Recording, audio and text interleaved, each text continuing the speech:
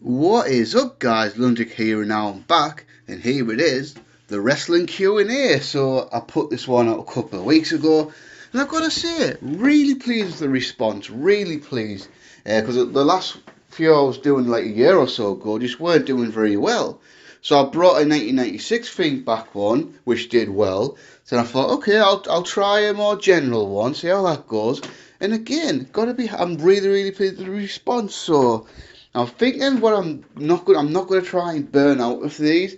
Might try and like do these seasonal, so I'll probably do this one and then like come back and do a summer one, and then like maybe do a one towards the end of the year, like maybe November, December time, just to spread them out a bit. Because I think if I do one like every month or something like that, I'll probably just get less questions that way. So, and yeah, so again, really pleased. I've got lots of questions to get through, so this is probably going to be a long video.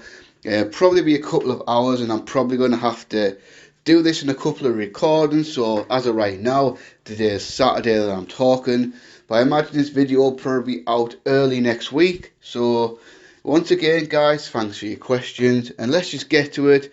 This is a really easy concept. You ask the questions, and I answer the questions to the best of my ability. So let's go. First set of questions come from Bill Keys. Are you interested in reviewing Joshi Wrestling in brackets Stardom, TJPW Ice Ribbon? What the hell is Ice Ribbon? Is that really a name for a company, Ice Ribbon? That doesn't even make sense. But to be honest, no, not really. Because I don't really have much time to watch other wrestling, to be honest. I mean, I pretty much watch. We're going to have a question about what wrestling I do watch. And if I had hours and hours and hours of free time to watch loads of random wrestling, I might. But I'm not really that compelled to watch any Joshi wrestling, to be honest with you. So probably not going to be doing that. And then are you also interested in review other promotions in Japan, other than New Japan in brackets? Noah, DDT, All Japan Pro Wrestling. Again, not really. And to be honest, I'm kind of losing interest in New Japan at the moment. Because I'm just kind of thinking that that promotion's getting like really stale at the moment, isn't it? It really is. And I'm only really watching the big shows and then watching random matches. The only one I would even have any remote interest in reviewing is Noah. Because from what I gather, Noah's kind of made a little bit of a comeback over the last couple of years. So for people that don't know, Noah was like the hottest promotion in Japan for most of the 2000s. But then in the 2010s went on a big decline. And now they kind of made a big comeback.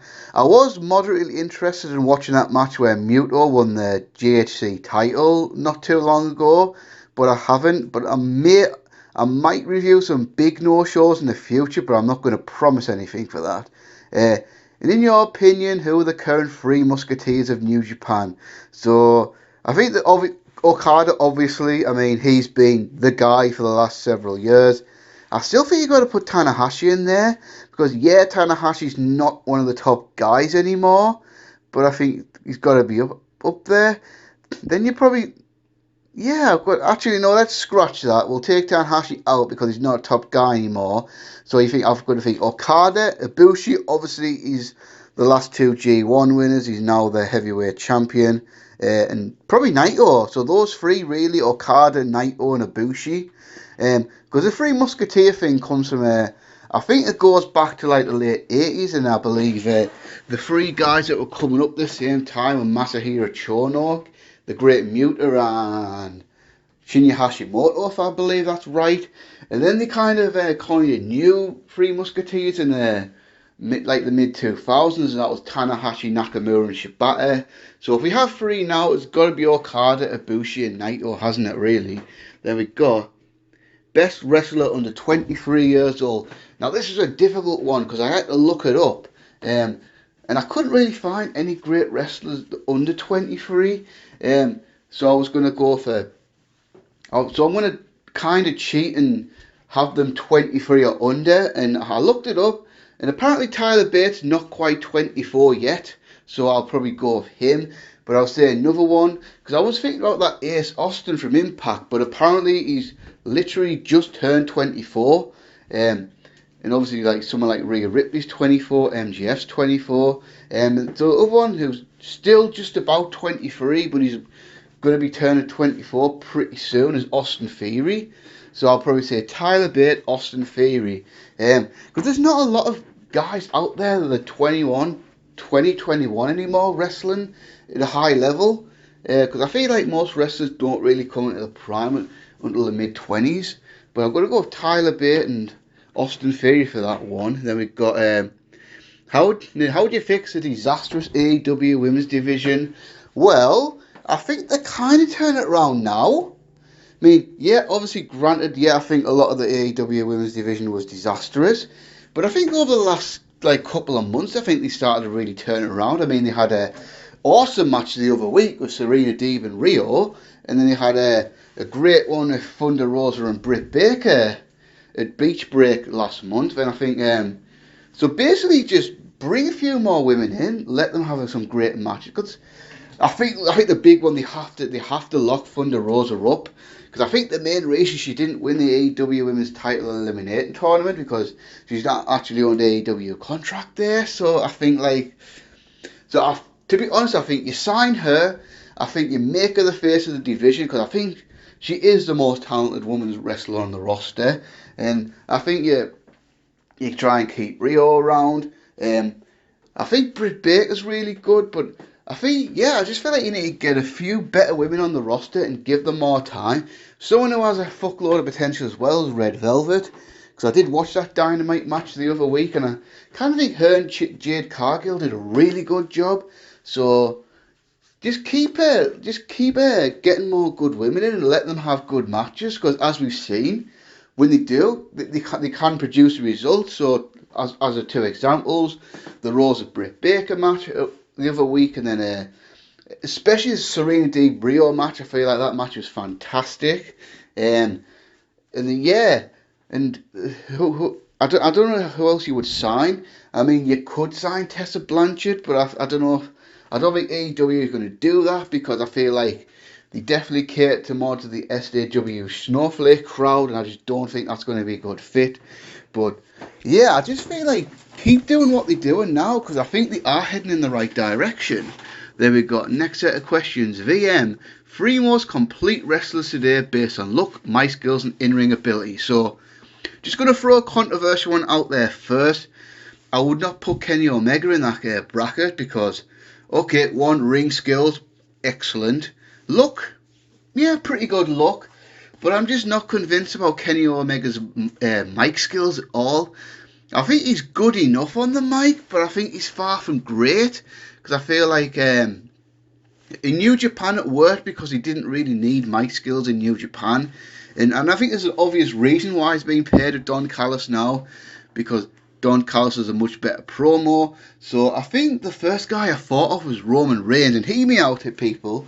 So obviously, number 1, Roman Reigns, world-class look. He's always had the great look. He's always been really good in the ring, and now he's pretty much excellent. And now he's got the mic skills to add on to that as well. I mean, some of his promos could have been excellent. I feel like the mic skills were developing in about 2018. But I feel like everyone's still in the mode of boo, Roman sucks. And people didn't want to realise that. So the last few years, Roman Reigns has been really good on the mic. And then another one I would not pick is Adam Cole, which I think a lot of people might pick because for me, good mic skills, good in-ring work, but an average look, just doesn't really look like a star. I think Daniel Bryan the same, great in the ring, pretty damn good on the microphone, average look. So another guy I would go for, and this one might surprise a few people, is Jon Moxley, because Jon Moxley really good in the ring. Arguably the best promo man in the business today. And as far as a look, I mean, this is a funny one because you could say, yeah, he doesn't have the sort of look that Roman Reigns has, but he's I think it was 2018 when he came back looking jacked. So I think Jon Moxley's got a look of it. He looks intimidating. He looks like a badass. He looks like a tough guy. And I think that's a pretty good look for him. I mean, if you look at him now and look at how the way Dean Ambrose looked in, say, 2016, I mean, I think it's completely different, isn't it? So I think Jon Moxley. And the third guy I would pick was Drew McIntyre because great look, really good in the ring, good on the microphone. So, and I thought, so yeah, I'll probably go for those three: Reigns, Moxley, McIntyre. And I know I'm probably going to get quite a bit of hate for not including Omega, but like I say, I'm just not convinced by his mic skills, really. Best single Scott Steiner matches. So the main one's got to be the Goldberg one at Fall Brawl 2000, hasn't it? I mean, that was great. I mean, the funny thing is, for pretty much all of Scott Steiner's best years in the ring, he was almost exclusively a tag wrestler. And then by the time he became a singles wrestler, that's where like age and injuries caught up to him and he wasn't as great in the ring. I mean, it's Big Papa Pump, he wasn't as fantastic in the ring as early 90s Scott Steiner. So you got to go for the Goldberg one. I would say the one with DDP at the Greed pay-per-view was really good. The one with Booker T on the last Nitro, I'll probably go with that one. And kind of a weird one, but hear me out, with Samoa Joe at Slammiversary 2006. I just thought that was a really good match. And no, we're not going to talk about Triple H and Scott Steiner. Those are not on the list. So then going back to the early 90s, because he had a singles match of Flair and Clash of the Champions, didn't he? But I remember that match being really disappointing. Like on paper, that match should have been a classic. Ric Flair, Scott Steiner for the world title of the early 90s. That should have been awesome, but it was quite awkward. It didn't really click all that much. And the match was just meh, wasn't it? And that's a real shame, a real disappointment. And then we got, predict the next 5 WrestleMania main events. That's pretty impossible. I mean, for example, if you asked me this question in 2016, how the hell was I supposed to know Edge was going to main event this year's WrestleMania? So I'll not include this year's WrestleManias, but I think an obvious one in the LA WrestleMania, which I believe is going to be 2023, so that would be 39. That one's more than likely going to be Roman Reigns versus The Rock, isn't it? I mean, surely it is. I mean, you got to think so. And I think for at least one of these WrestleManias, maybe even next year, the Dallas one, you got to think John Cena will come back for a WrestleMania main event. I mean, he's not going to be there this year due to filming commitment. But you think at some point they're probably going to do Reigns versus Cena as another WrestleMania main event? Because after this year, I'm assuming they're going to go back to one-night WrestleManias because hopefully by this time next year, the whole pandemic will be over. I know that's easy to say, and we've been in this whole thing for over a year now, but hopefully this time next year, things will be cleared up. Then I think for at least one of these shows, we'll at least get at least one other women's main event. I mean, they've got to, surely, right? I mean, it's happened once. There's no reason why that can't happen again. And if they do that, I think Rhea Ripley's a WrestleMania headliner in the making. So maybe something like Becky Lynch versus Rhea Ripley for one of those WrestleMania main events. But apart from those, your guess is as good as mine because things in wrestling can change so rapidly. And so it was 37 now, isn't it? So in 5 years it'll be what year are we in? 2021. So how am I supposed? So if I predict the 2026 WrestleMania 42 main event, who the hell knows who's going to break out to be a superstar by then? Hell, could be someone not even on the roster right now. Who knows? Maybe that what do you call him? That Parker Bordeaux guy that they've signed. You're the one that looks like Brock Lesnar. Maybe he'll just be an absolute machine right from the start and be a main eventer very quickly. Maybe him and Brock Lesnar. I don't know, because who knows, in 6 years, guys like Brock Lesnar and that will probably be still around getting WrestleMania main event. Hell, they might even fucking drag someone like Triple H out of retirement, or hell, a 6-year-old Undertaker might be wrestling again. Who the hell knows? But it's going to be really interesting. But I think the only one that could see as an absolute lock is Roman Reigns versus The Rock for one of these. And the other one, you got to think John Cena as well. Then we got Best New Japan Pro Wrestling Match of the 80s. Now, admittedly, I haven't really hardly watched any of it at all. But if I had to pick, I think the ones I'm really familiar with are the Tiger Mask Dynamite Kid matches. I mean, those matches are amazing. I mean, you go back and watch those matches, and they pretty much hold up today. And the one I'm going to go for is the April 1983 match. What the name of the show apparently was Big Fight Series 2 Night 19. So for whatever that's worth. So if you haven't seen that, definitely check it out. Most underrated wrestling character of all time. That's a great question. And for me, I've always been really partial to Mr. Bob Backlund in 1994. That is honestly one of the most underrated heel turns of all time. That was just so good because prior to that, when Backlund came back in late 1992, he was basically just Bob Backlund from 1979, but here he was in 1992 in a completely different environment, and he just looked so ridiculously out of place. And then finally in the summer of '94, he turned heel on Bret Hart, became Mr. Backlund, basically being a heel by being bad, because by the '90s, there was a lot more rebellious times, so all of Bob Backlund's old values and that seemed old hat and all that, and Backlund was that kind of guy where no, Bob Backlund hadn't changed. The youth of the world had changed by this point. And Backlund, he was just so convinced as this crazy old guy who thought he was being a good guy and saying all these good things, and then he would snap and like attack people and that. Brilliant, honestly. If that Backlund came back, or hell, if that Backlund had showed up in the '80s and went after Hulk Hogan, that could have been genuine money. I honestly believe that. Like, seems to be like 1985 if we got that version of Bob Backlund wrestling Hulk Hogan. That would have been awesome. And it's just a shame really that Backlund was already getting up there in age, and it didn't last very long, but it was pretty excellent to be fair. And then we got next set of questions. Matthew MacGyver. Have you ever attended a wrestling event, and if so, which one is your favourite? So yes, I've been to two in my life, and I probably should have been more. The first one was a WWF house show in Newcastle in 1999. I believe it was like the week after WrestleMania 15, and I'm going to try to remember the card off the top of my head. So from what I can remember, this was the card. Al Snow faced the Brooklyn Brawler in the first match. Yes, for some reason they dragged the Brooklyn Brawler out for this one. Then we had the order might be a bit off as well. I mean, Jacqueline wrestled Ivory. Val Venus wrestled Hardcore Holly for the Hardcore title. Owen Hart and Jeff Jarrett wrestled Edge and Gangrel of the Brood. New Age Outlaws wrestled Goldust and the Blue Meanie. X-Pac wrestled D'Lo Brown. Kane faced Ken Shamrock. The Rock faced the Big Show. Triple H versus The Undertaker was on there as well. And then the main event was Steve Austin versus the Big Boss Man. Another one I went to, this was fairly recently, 2019, was I went to the Progress show that happened in Newcastle in the O2 Academy in July 2019, called Prog on the Tyne. That one was definitely the favourite one because that was actually a really good show. We had an amazing match on there actually that I bet not many people watching this video has actually seen. Jordan Devlin versus Elia Draganov.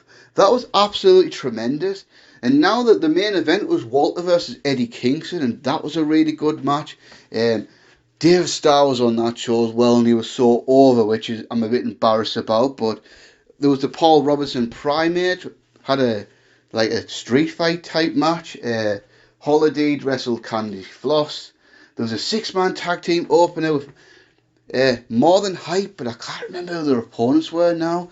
There was a match between Jern Simmons and was it Connor Mills? I think that's the guy's name. Jern Simmons was in there, and it was a David Starr versus Brent Brown. So, and do you want a little Easter egg here, guys? If you watch that show, I am actually on camera. I'm not going to tell you exactly which one's me, but I'm on the balcony behind the ring. But you can't actually see me features for most of the matches, but it's definitely me on there on camera. And I'm going to give you a little spoiler here, guys. If you watch that show, there's one specific part on that show where I'm actually right there directly on camera. So if you ever watch that show, you can play a game, play Where's Londrick, try to find me. But yeah, that was a really fun show, and I was thinking about there was going to be an ICW show there last year in the same arena, but that got cancelled due to the pandemic. And if we ever get to the point where we can go to wrestling shows again, I might go to another one. But let's see. In hindsight, I do kind of regret not going to some of the WCPW shows in Newcastle. I really should have gone, but for some reason I just didn't. And another one I really regret to this date, and I don't know what. And to this day, I'm not sure why I didn't go. Because I was planning on going to Insurrection 2003, because that was in Newcastle as well. And I believe it's the only televised WWE show to ever be in Newcastle. And to this day, I'm not exactly sure why I didn't go. And I probably should have in hindsight. But anyway, there we go. Favourite championship. I'm taking this to mean, what is the favourite championship in wrestling today? As far as designs. I guess the IWGP Heavyweight title's got to be the one, hasn't it? That's got to be over the last few years. That's been the most prestigious belt for me. Had most of the best matches for the title and all that. So I'll definitely have to go with that one. Then we got, if you go back in time and attend any wrestling event, which would it be and why? It's got to be WrestleMania 17. And the real simple reason is, it's my favourite wrestling show of all time. I mean, 2001, 20 years ago now, so much nostalgia. And I'll obviously be reviewing this show in the next, whenever I get to it, but yeah, honestly, just classic end of the Attitude Era, the height of wrestling's popularity and all that. So many classics with Austin Rock, the TLC match, Undertaker versus Triple H, Angle versus Benoit, and so the Vince and Shane match was pretty damn good for what it was. It's got to be that one.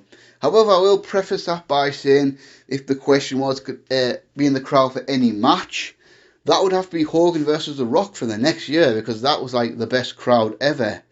Now we go, who do you think really dropped the ball the most? Now I'm not sure what you mean. Do you mean like as in recently or of all time? So I'm going to give you two answers to cover both bases. So if we're talking like this era, so the last, like, I don't know, let's say 3 or 4 years or so, I think EC3, that I'm so baffled by that. It came on the main roster and did nothing. And for other guys, yeah, you can say, okay, that's because they're small, the indie guys and all that, and they don't have the type of look that Vince wants us, or some of them, yeah, they could be really good wrestlers, but they're not really interesting as characters, and that's probably why they didn't get the push. But I'm looking at EC3.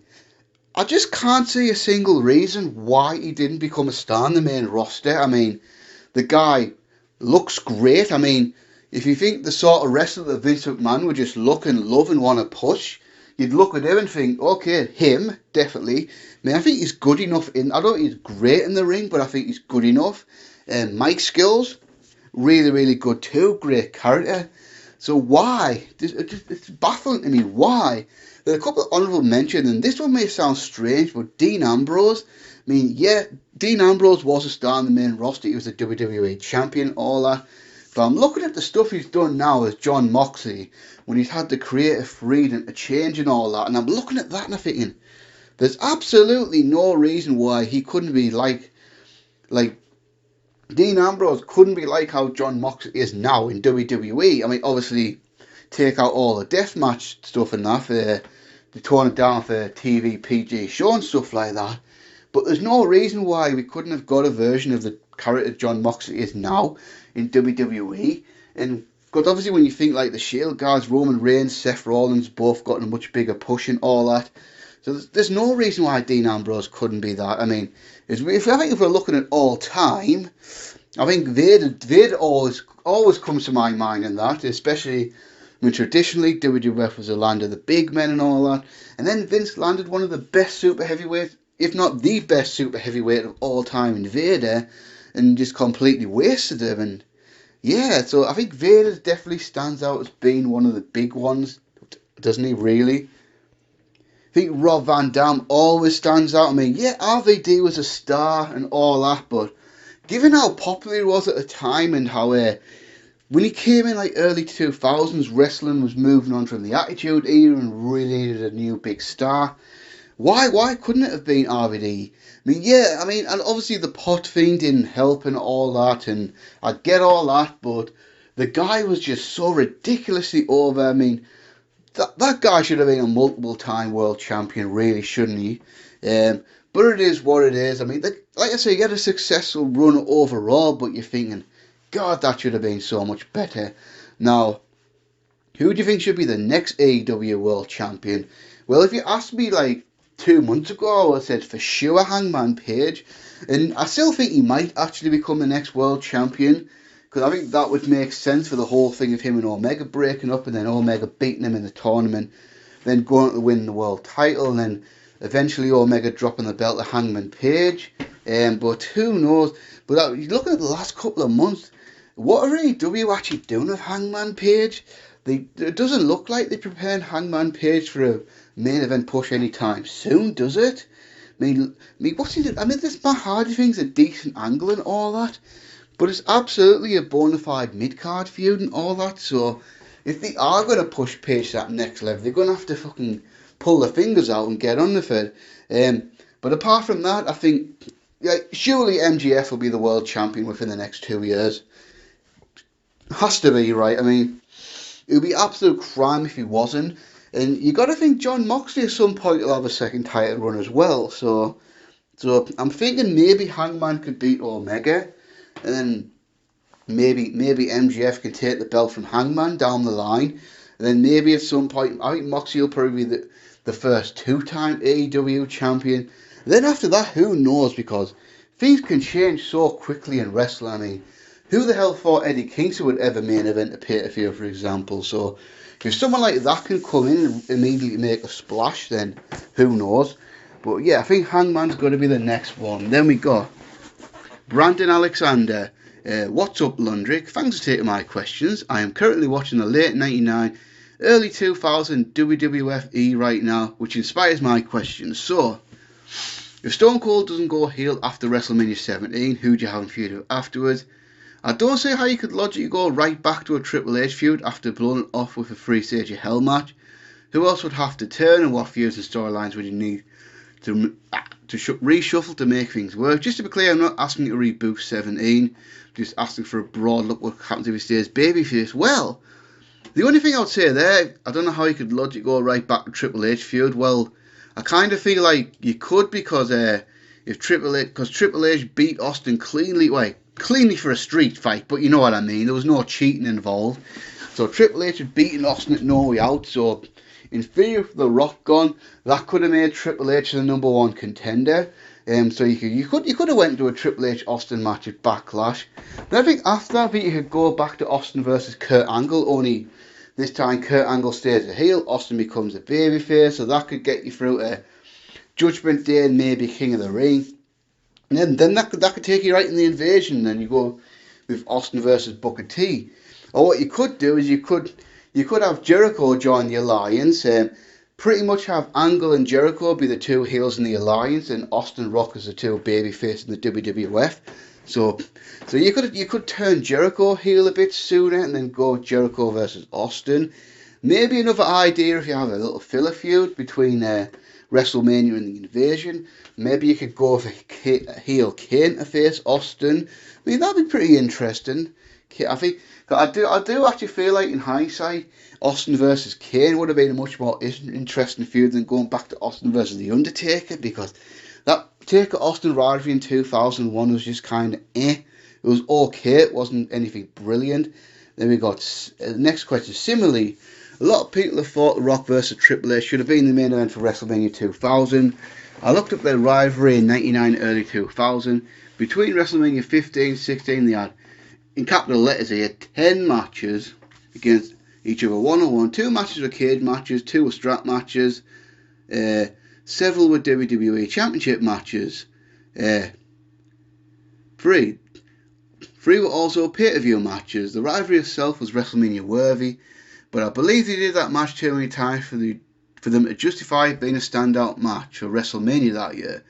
I believe no one would have had a problem with a Fatal 4 if 2 things were different. 1, the 4 year was just a better match. Yeah, I guess so. I mean, that match was good, but it wasn't great. And then 2, if the undercard actually had a few good singles matches. WrestleMania 2000 wasn't good because it was overbooked mess throughout the entire card. The overbooking actually made sense in the main event, in my opinion, at the time. And I believe the whole event could have been more fondly viewed in retrospect if they made the changes underneath. Rock and Triple H can still have the matches they had after WrestleMania, but having a repetitive match like that as the main event of WrestleMania, that particular Yeah, seems the wrong choice to me. Agree or disagree? Well, you do make some decent points. I mean, maybe the Fatal 4-Way match would have been better received if there were more singles matches on the main card. So, yeah, I'll give you that point there. But my thing's always been with the 4-Way match. I always feel like it was a mistake for Mick Foley to come back out of retirement for that match. So if you do that, who else do you put in there? I mean, there was speculation it was going to be Jericho, but I'm looking back, I just don't think Jericho was ready for a WrestleMania main event in early 2000, and I think the Big Show was just kind of it in this thing. But I've always been in the belief Rock versus Triple H was the main event for WrestleMania 2000. You had the top heel, you had the top babyface, and yeah, I feel like they could have done the finish exactly the same, and then that could have built even more to the Backlash rematch, which The Rock won. So if it was up to me, I would personally just have Rock versus Triple H as a WrestleMania main event. But you do make a solid argument, so I can't argue with you too much then. After the Triple H Stephanie wedding night, Test obviously goes down the card. I think this is a huge missed opportunity. Shortly after the angle where he gets a huge pop after beating, in the capital letters again, Raw Dog on a match on Raw. To be fair, I don't actually remember that one, but I'll take your word for it. Gets another big pop by beating, in brackets again, Albert and Bossman in a match on SmackDown. He also gets a big pop when he comes out in the Royal Rumble, with The Rock, Rikishi and Kane being the other reactions that are bigger. What do you think the company could have done with in order to not waste that momentum? On a side note, he has a very good underrated elbow drop. He does actually, yeah. He gets a lot of distance and hang time for being such a big dude. He always lays it in about 3/4 of the way across the ring. Yeah, that was a big one, wasn't it? I mean, I've always thought should have been Triple H and Test as the main event of Armageddon, because when it was Vince going after him, yeah, obviously Vince was the biggest star, but Test just kind of looked like a complete loser coming out of that angle, didn't he? I mean, face it, right? Triple H nicked his woman. But by drugging her and marrying Vegas, then it's the dad, Vince, the 54-year-old Vince, that was going to fight Triple H and Stephanie on a not Test. Test wasn't even on the Armageddon card. And then after that, when it's revealed that Stephanie did willingly marry Triple H after all, Test just kind of became forgotten about. And yeah, that was really bad. I feel like it should have been Test and Triple H at Armageddon. I mean, you could have still had Stephanie turn on Test there. Then after that, maybe you could have just kept Test feuding with DX for a little while, and maybe you could have moved him on to a feud with someone like Big Show or something like that, and have him get a run over the Big Show. But yeah, it's just a shame. Then he went to TNA, and it's just yeah, I'm just looking at Test and I think that's a guy that should have done so much better than he did, and it's just a real shame. But I think the obvious change would be to go after Triple H for Armageddon 99 and maybe keep feuding with DX into early 2000, maybe. I think that I've just come across so much better. And maybe you've had him in the final four of the Royal Rumble or something like that. And then we got, if you could rank the WWE pay-per-views in the year of 2000 from worst to best, what would be the order? So I'm just going to do this one off the top of my head. I mean, because if I might say this, then I might get someone goes, well, you had this one last, but in your review, you reviewed this one higher than the other. So, for full disclosure, I'm not going to count the UK pay-per-views because, let's face it, they were glorified house shows. So we're going to go off the actual 12 US pay-per-views that year. I think the worst one comes to mind, King of the Ring. That was not a good pay-per-view. You had the main event was kind of a mess. The King of the Ring tournament was so-so. You had two really good matches out there, Jericho and Angle, and then surprisingly enough, Eddie Guerrero versus Val Venus. Then on the undercard, you had a table dumpsters match, which was fine, I guess. You had Patterson and Briscoe. Oh, God. But yeah, that just wasn't booked well at all, was it really? Then I feel like Survivor Series, that was a so-so show. I mean, you had Undertaker versus Kurt Angle, The Rock versus Rikishi, the Austin versus Triple H main event, but the undercard wasn't very good either. Kane versus Jericho was disappointing. The opener was pretty much TV quality. William Regal versus Hardcore Holly was decent. Even the Radicals match wasn't really all that good, to be honest. Then we have number 10. I'll probably go number 10. Probably go Armageddon. That was pretty much a one-match show, like a two-match show, I suppose. You had a great main event with the six-man Hell in a Cell. Jericho and Kane had a really good last man standing match, but the rest of the undercard was I mean, Benoit versus Billy Gunn was average. China versus Val Venus, the Fatal 4-Way Tag Team match was just alright. Regal and Holly again had an okay match. But yeah, apart from that, not all that goes away. We've got number 9 now. Wrestlemania. I mean, that was just Obviously I'll review this soon, but this was a decent WrestleMania, but it should have been so much better. I mean, like you said, a bit of an overbooked mess from start to finish on the undercard. I mean, the only real standout was a triangle ladder match between Edge and Christian, the Hardy Boys, and the Dudley Boys. I mean, I guess the Two Falls Triple Threat match was pretty sweet as well. Then after that, I think every pay-per-view after that is at least good. So I would go for next. So where are we at? What number are we on? Number 9, you got to go. I think Unforgiven. That was a pretty good show, not an amazing show. I mean, I think the Fatal 4 match was pretty good. Triple H versus Kurt Angle was pretty good. Jericho versus X-Pac was a pretty decent undercard match. Edge and Christian versus the Hardy Boys cage match, that was really good. I mean, some of the undercard wasn't that great, such as Taz and Jerry Lawler. Rikishi and Eddie Guerrero was pretty much so-so as well. Then there was a hardcore title match, which was just fine. Then we got after that, I think the next one would be No Mercy. Again, a good show, not a fantastic show. You had an awesome match between Triple H and Chris Benoit, though, actually. That was actually a pretty damn good gem. Then we got The Rock versus Kurt Angle. That was a great title match. Austin versus Rikishi wasn't a good match, but it was just cool to see Austin back. We did get an underrated as hell cage match between Chris Jericho and X-Pac. Like, seriously, that was actually quite an underrated gem, to be fair. And then I think after that, so top 6 now, we got SummerSlam. This was a bit of an overrated show in my opinion. It's not as a great show as people make out, but there's some great stuff on there. I mean, obviously the TLC match speaks for itself, absolute classic, one of the best matches of all time. I think the main event was ruined, really, wasn't it, with Kurt Angle's concussion. Then you got a match between Benoit and Jericho on there. But some of the undercard was pretty bad, such as Kane and The Undertaker. That was maybe the worst match they ever had of each other. Then the Jerry Lawler Taz match just wasn't very good. The Cat versus Terry in a thong stinkface match, do I need to say more? The IC title match was pretty solid, but no more than that. And then, so now we're in the top 5. I've got to go No Way Out. I think that overall was a pretty damn good show. You had the classic Hell in a Cell match of Triple H and Cactus Jack. The Rock vs. The Big Show was decent, but I'll say pretty much just decent. Then you had a pretty damn good undercard of the Hardy Boys versus Edge and Christian in a wrestling match, which was kind of nice. I mean, that was a nice to see, a nice difference there. Then you got the Radicals versus Too Cool and Rikishi. That was a really good match. Angle versus Jericho on the opener, that was pretty sweet as well. Does get dragged down by 2 poor matches. I mean, Mark Henry and Viscera, and then the Big Boss Man versus Taz, but it is where it is. Now, top 4, all these are awesome pay-per-views. Now, I'll go with Fully Loaded. I think a lot of people might have put this in the top 2 or 3, but for me it's number 4, but that's not a bad thing.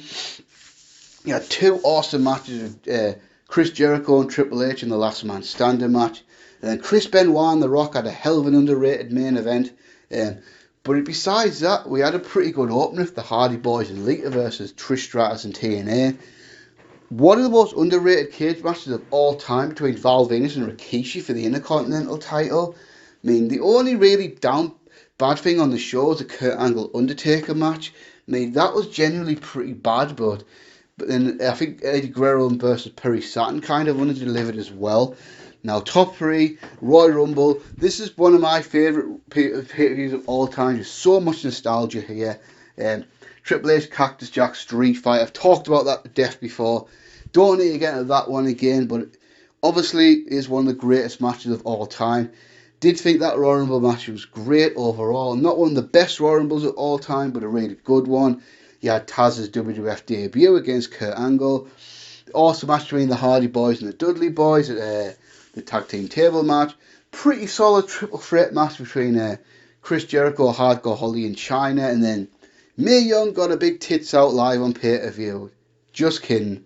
So top two, and ironically enough, back-to-back pay-per-views, and they were very hard to separate, but I think I can do it. Number 2, Judgment Day. This was a six-match show, and nearly all of them were great. So the main event, obviously, classic Iron Man match between The Rock versus Triple H for the WWF title. Then you had Chris Benoit versus Chris Jericho in an excellent match for the Intercontinental title submission match. A really hot opener of Edge, Christian, Kurt Angle versus Too Cool and Rikishi. One hell of an absolute gem on the undercard of triple threat match for the European title with Eddie Guerrero, Dean Malenko versus Perry Saturn. Seriously, check that match out if you haven't seen it. Then you had two matches that weren't great matches but were kind of entertaining. That's the Dudleys versus X-Pac and Road Dogg in a tables match, and then Big Show versus Shane McMahon in no holds barred match. But the best pay-per-view of 2000, one of my absolute favourite wrestling shows of all time, has to be Backlash 2000. From top to bottom, absolutely tremendous card. Rock versus Triple H, so much nostalgia for that main event. But besides that, you had Benoit versus Jericho for the Intercontinental belt. You had one of the most underrated pay-per-view matches of all time between Dean Malenko and Scotty 2 Hotty for the light heavyweight title. Really underrated opener of Edge and Christian versus Road Dogg and X-Pac. The hardcore title match was so much fun. Dudley's versus TNA wasn't a great match, but it was a great moment of Dudley's finally putting Trish through the table. Eddie Guerrero versus S.A. Rios for the European title. S.A. Rios' only pay-per-view match of his entire run, and it was a nice little gem. I mean, the only match, even Big Show versus Kurt Angle wasn't a good match, but the whole Big Show mocking Hulk Hogan thing was entertaining. The only thing that was really bad on the card was the APA versus Big Boss Man and Bull Buchanan. But yeah, I think I've done a pretty good job of ranking them there. Then we got his last question. That's a good one. 1999 had a lot of bad pay-per-views, and 2000 had a lot of good pay-per-views. Neither including this next question though, because WrestleMania 2000 was subpar. Which year do you think had the better string of Big 5 pay-per-views, which includes King of the Ring, 1998 or 2001? So let's look at them. Royal Rumble 1998 versus Royal Rumble 2001. 2001 pisses all over that one. I mean, 1998 was a pretty good show, but 2001's like probably the best Royal Rumble show of all time. WrestleMania, again, that one's got to go to 2001, I would say, because, yeah, I'll say it would. I think it would anyway. WrestleMania 14 was awesome, but WrestleMania 17 is my favourite of all time. King of the Ring, I'll probably give the nod to 1998 for that one, because, sorry, I think 2001 was a good show, but 1998 was probably the most iconic King of the Ring show of all time, for the Hell in a Cell match of Undertaker Mankind. Stone Cold versus Kane for the WWF Championship. Shamrock versus The Rock in the King of the Ring. Then a couple of decent matches on the undercard, like the Outlaws versus the Midnight Express. The opener with Taka Michinoku and the Headbangers versus Kai and Tai. Then 1998, again, I've got to give the nod to SummerSlam. Both these were actually good shows, though, but I think the SummerSlam one just edges it out. I mean, that was probably the biggest SummerSlam ever, to be honest, with Rock versus Triple H a ladder match. Undertaker versus Austin main event. Shamrock versus Owen in the Lion's Den match. And then we got, what else did we have on there? Val Venus, D'Lo Brown, X-Pac versus Jeff Jarrett. Although the 2001 one is pretty good with Austin versus Angle, Rock versus Booker T, RVD, Jeff Hardy, amongst other matches. Then, so who's going to win now? Now we're tied with 2-2, so who's going to win it? 1998 versus 2001. And for me, 1998, as a wrestling show, 2001 beat it easily, right? We had a great main event of WWF versus the Lions, Hardys versus the Dudley Boys cage match, Edge versus Test for the unification match for the Intercontinental US titles. But I just love Survivor Series 1998. Because I don't want to go into too much detail, because I've talked about it loads in the past, but just the whole booking of the show, of the big swerve at the end and all that. I've reviewed this show and I've talked about it multiple times, but for me, so by that token, 1998 wins it 3-2, doesn't it? So there you go. There we go. The reaction guy. What is the best promotion ATM? That means at the moment, I'm assuming. In your opinion, my opinion, and I'm not a Melton Alvarez guy before anyone starts, but the promotion I like the most at the moment is AEW. I mean, I just feel like NXT, since it's been on USA, just hasn't been as good at all. And we're going to talk about this more later on in the video. And I'm thinking New Japan, yeah, wrestling's excellent for the most part in the ring, but I just feel like the company's so still right now. It's the same guys wrestling each other over and over again. Main roster WWE, do we need to talk about that? No, we don't. And then obviously stuff like Impact and Ring of Honor and all that just aren't really on the radar. So, and yeah, obviously we're going to talk a bit more about AEW because there's more questions about this. But yeah, does AEW have its flaws? Sure, absolutely. It's far from perfect. And just so people know, I like AEW. I'm not a big AEW lover or anything like that. I mean, it's not my favourite thing of all time, but right now I'll probably say it is my favourite one. So who do you see as a rising star in years to come? So Rhea Ripley's gotta be, surely. I mean, if WWE screw her up on the main roster, then someone needs to be fucking fired for that. I mean, look at her. She's got it all. She's got size. She's got a really interesting look. She's excellent in the ring. She's pretty good on the mic. And at 24 years old, I believe she is. Or maybe 25. She's got youth on her side. I mean, she could be, and I swear, because obviously this has happened now, women have headlined WrestleMania. For me, she's a WrestleMania headliner waiting to happen. If she's not the breakout star of the women's division over the next few years, then I don't know. It just beggars belief, doesn't it? I mean, it's got to be her. But I'll give you a couple more. I think there's a guy I've always looked at for the last few years and thought, yeah, this could be one of the guys. And that's Montez Ford. I mean, his wife now, Bianca Belair, is finally getting her due. And I think it's just a matter of time before he does. I mean, within the next year or two, I think the Street Profits has been good. And I think it's been good for him. But he's got to break away from Angelo Dawkins fairly soon and pretty much get up the card, starting the Intercontinental title scene, win the Intercontinental title, have a run with that. I mean, that could be one where, if you're going to go back to the WrestleMania main events question, Roman Reigns versus Montez Ford, that could be a WrestleMania main event. In fact, outside of WWE, I mean, this is a funny one because I think he's already kind of broken out, but he hasn't got that top main event level yet. But he's just waiting to be. That's MGF's the obvious one, isn't it? I mean, I think AEW know exactly what they've got in their hands, and I am convinced that this guy's going to be multiple-time world champion in AEW. It's got to be. And then as far as also on AEW, I think Jungle Boy's a funny one. I think that match you had with Dax Harwood a couple of months ago was amazing. And I feel like for that AEW crowd, which, because I think in AEW, a guy like Jungle Boy is more likely to get over than in WWE, because I think they like smaller type wrestlers like Jungle Boy. And I think the guy's like 25, however old he is. I mean, I don't know if he's world title material yet, but you think surely at some point he'll be a TNT champion, at the very least a TNT champion. If he gets over that, then you could put him in there with an established star, like maybe have him feud for Jericho or something like that. Maybe see if Chris Jericho can get him over. I don't know. But I think those are the ones that really stand out to me. And another one, if you go at NXT, who I think, wow, which one of these is going to go out the main roster and break out? I think Raquel Gonzalez. I mean, surely WWE must look at her and think, yeah, we're going to make her a star because she's got the size, she's got the believability, she's got a great look, she's getting so much better in the ring. I mean, if they bring her up the main roster and screw her up, then God knows, I think this company would be beyond help if they did something like that. So Raquel Gonzalez on the NXT brand, and then what have we got next?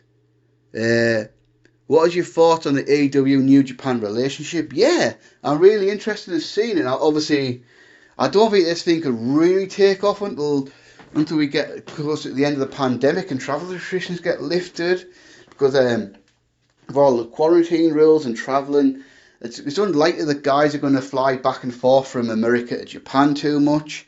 Um, so I think we're going to have to wait for all the dream matches that are going to happen. I think, but I'm really excited to see what's going to become of this. I mean, this is one I think both companies should have done. I think it's going to make both companies better. I mean, you could get. I think you could send some AEW guys to New Japan. I mean, I absolutely love for Rusev just to go to New Japan for 6 months, get over by having big heavyweight scraps with the likes of Ishii and Goto and Shingo and all those guys, get himself over, come back as the monster that he should be all along.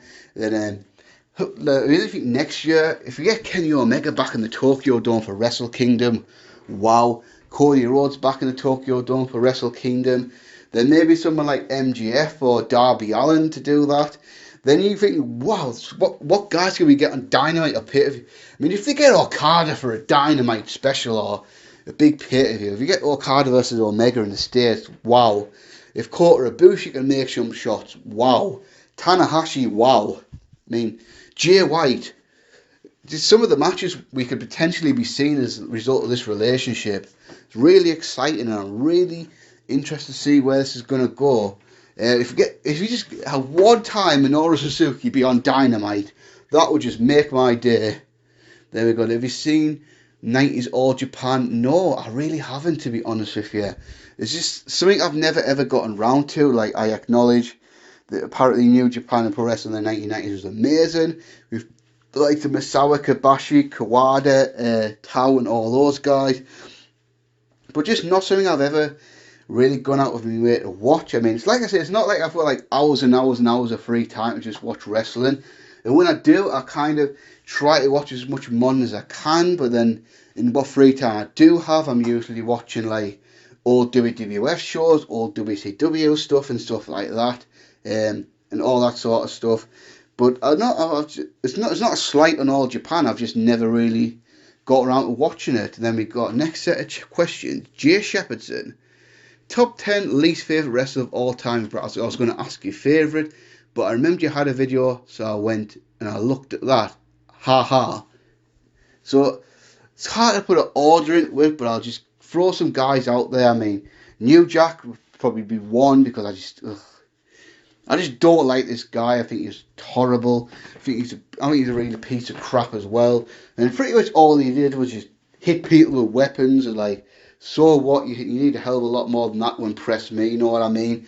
Then going back, Dino Bravo, I just never got this guy. I think he was average. He had an average look, met in the ring, no mic skills or anything. He was just such a boring wrestler, and he seemed like he was around forever as well.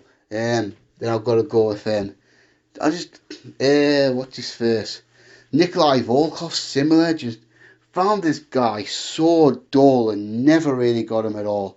Never really liked him. I'll give a couple of modern ones. Orange Cassidy, sorry. I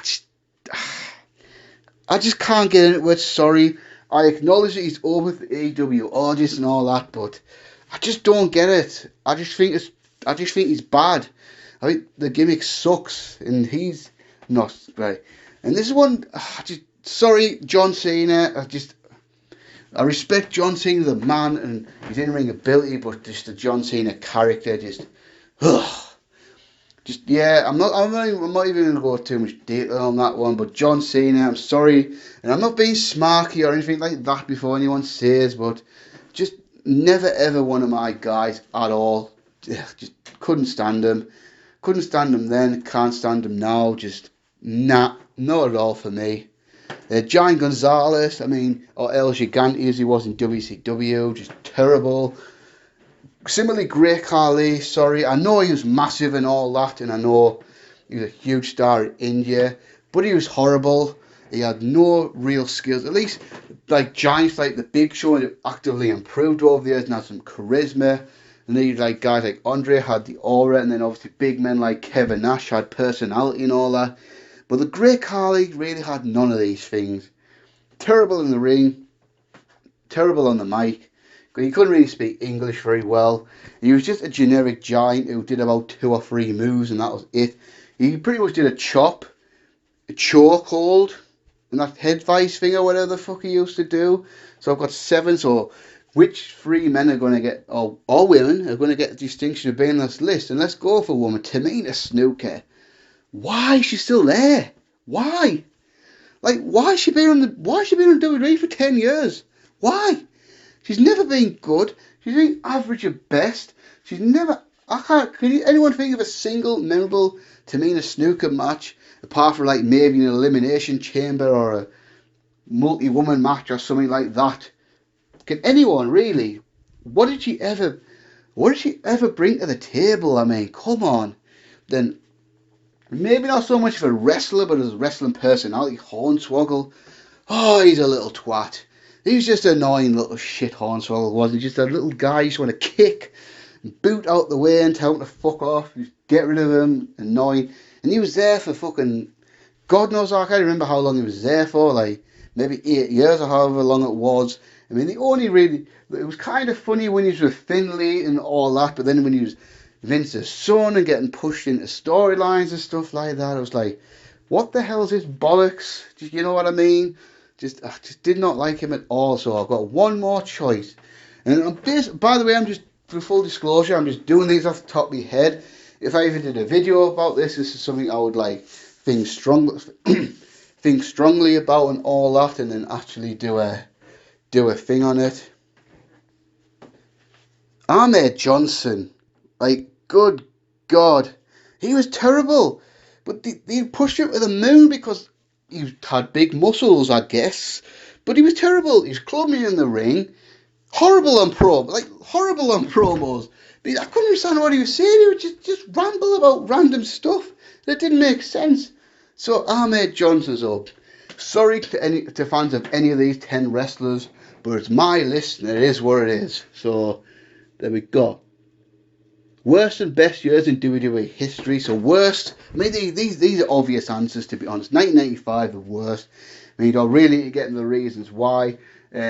Terrible television, terrible characters, worst WrestleMania of all time. Do we even need to talk about the King of the Ring 1995 that year? A SummerSlam main event of Diesel versus King Mabel. A storyline with Jean-Pierre Lafitte stole Bret Hart's jacket, and that was the basis of the feud. Just a lot of horrible stuff.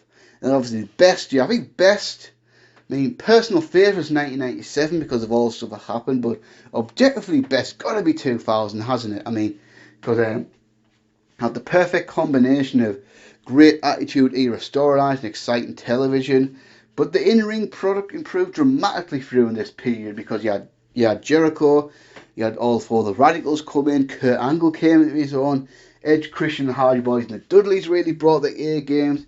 Then you had the Rock and Triple H turn up in main events. Because I think one of the biggest critics, like 1999 especially, just the in-ring product wasn't that good. And I think 1998 was definitely better than 1999, but as far as in-ring product, 1998 wasn't that amazing either. Give or take a few wrestlers like Austin, Rock, Triple H, Mick Foley, and Undertaker and all that.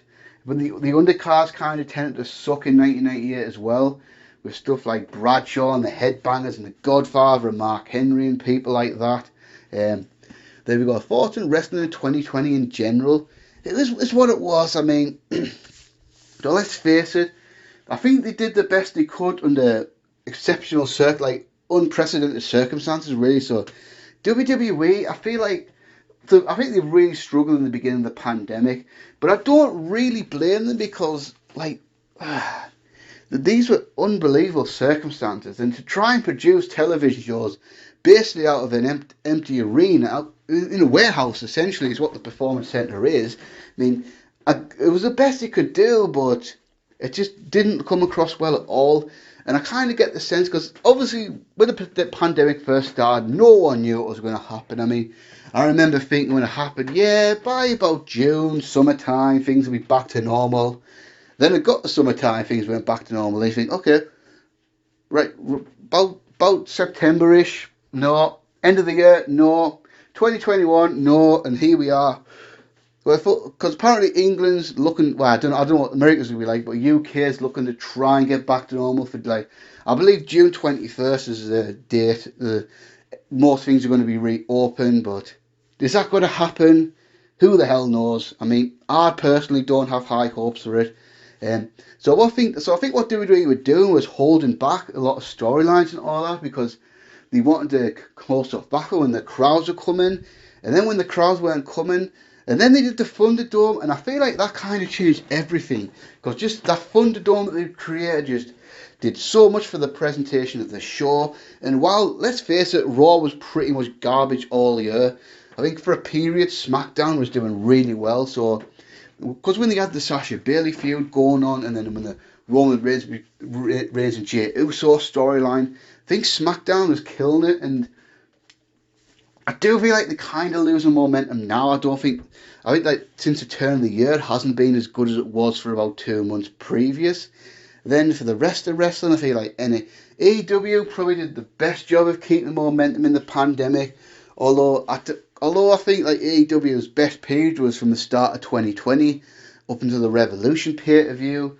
I think overall AEW had a pretty good show, consistently solid show throughout the year. I think New Japan took a while to get back, because I feel like at the start, and then All Evil is IWGP champion, but then the G1 looked really good, but then the build up to Wrestle Kingdom was kind of just okay. Then NXT kind of similar to the main roster. I feel like for a while they kind of lost direction. Remember the In Your House and the which was it Takeover 30, the one before SummerSlam? Those were the least excited I've ever have been for takeovers, and I feel like they've put some pretty good shows on towards the end of the year. So like I say, I think 2020, I think it's definitely better than it has been in like 2017, 2018, 2019. But it is what I think they've done the best they can under exceptional circumstances. And what have we got? Do you watch Dark Side of the Ring? Yeah, I've seen every single episode. And I know he didn't ask this, but I think it was implied. You obviously won't be forcing it right, because you wouldn't have asked the question. But yeah, I think overall it's excellent. I think Series 2 was great. I'm really excited for Series 3. Looking back at Season 1, I think it was good, but you can tell with the guys are trying to find their feet. And I think the biggest challenge they've got really is condensing some of these topics into like 45-minute episodes, because like stuff like Montreal and the Von Erich family stuff and all that, you can't really tell the story in just 45 minutes. But I think the episodes I like the most are the ones I knew the least about. I think the Gino Hernandez one was really good, because obviously I know what happened and all, but I don't really know the story that deeply. I mean, stuff like Montreal, I know everything about that, so I didn't really need to revisit it again. Similarly with the Von Erichs one, it was a fine episode and all that, but I've heard the Von Erich family story so many times. I think the Bruiser Brother murder one was really good. The Fabulous Moolah one was alright, and what else was on there? Oh, the Macho Man one was, I think it was okay, but I think it was a bit one-sided. They kind of made Macho Man look like to be a complete arsehole and all that, which I suppose he was, but I think it's harder when the person's dead and someone like Savage wasn't there to defend himself. But I think they really hit the stride in Series 2. I mean, I think the Chris Benoit murder-suicide was hard to watch, and thank God that was a two-parter, because there's absolutely no way they could have told that story in 45 minutes. And hell, two parts is still a lot of the story. But I think what's great is they discussed a lot of the stuff I already knew back then, because back then I was all over the internet and all that, and I was seeing all this stuff unfold as it happened. But I think there's a lot of younger people that weren't around. They were either too young in 2007 or just weren't watching wrestling then, and they didn't know some of the facts that came out.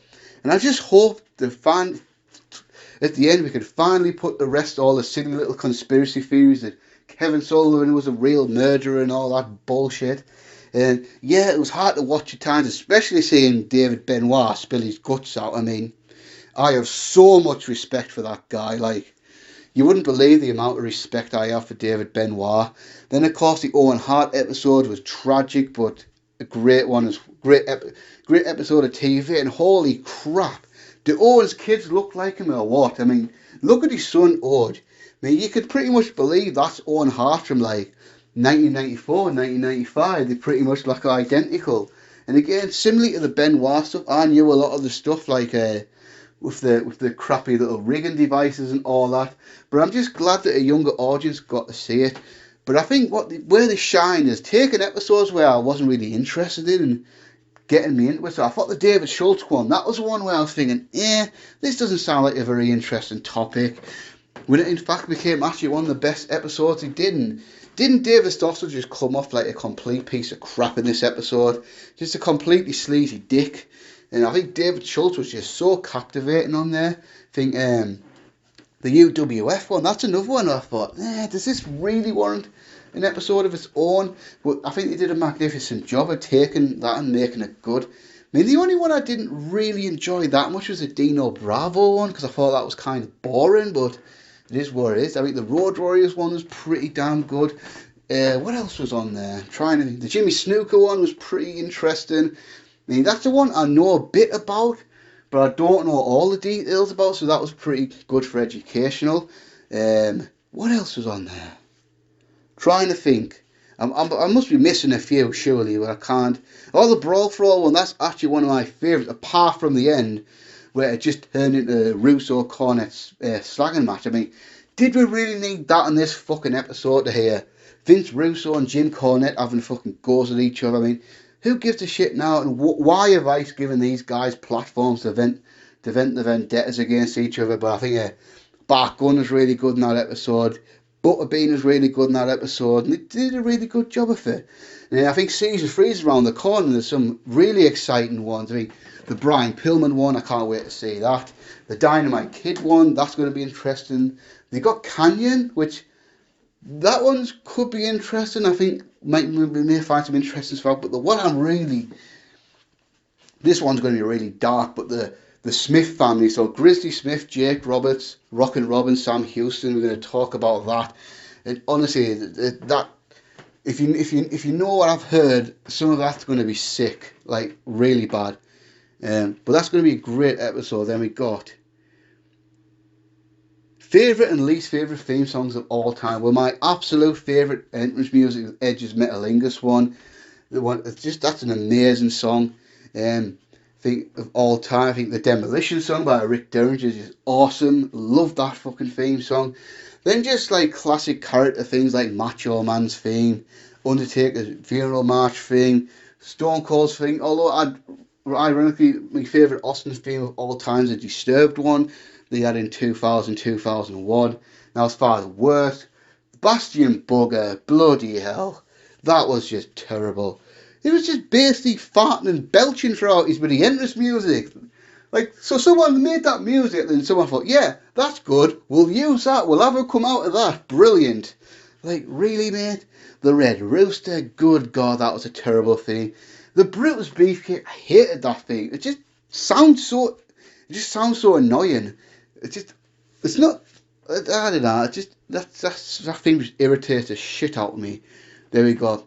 Waluigi deserves his own game.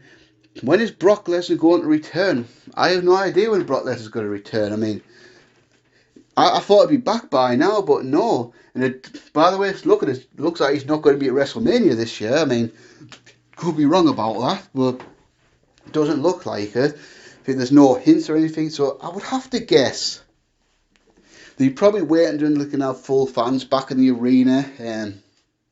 The feeling is they're probably not going to want to pay Brock Lesnar all that money where they can't get it back in ticket sales and stuff like that. So maybe he'll come back for SummerSlam, or maybe even WrestleMania next year. But rest assured, Brock Lesnar's going to be back in WWE eventually, isn't he?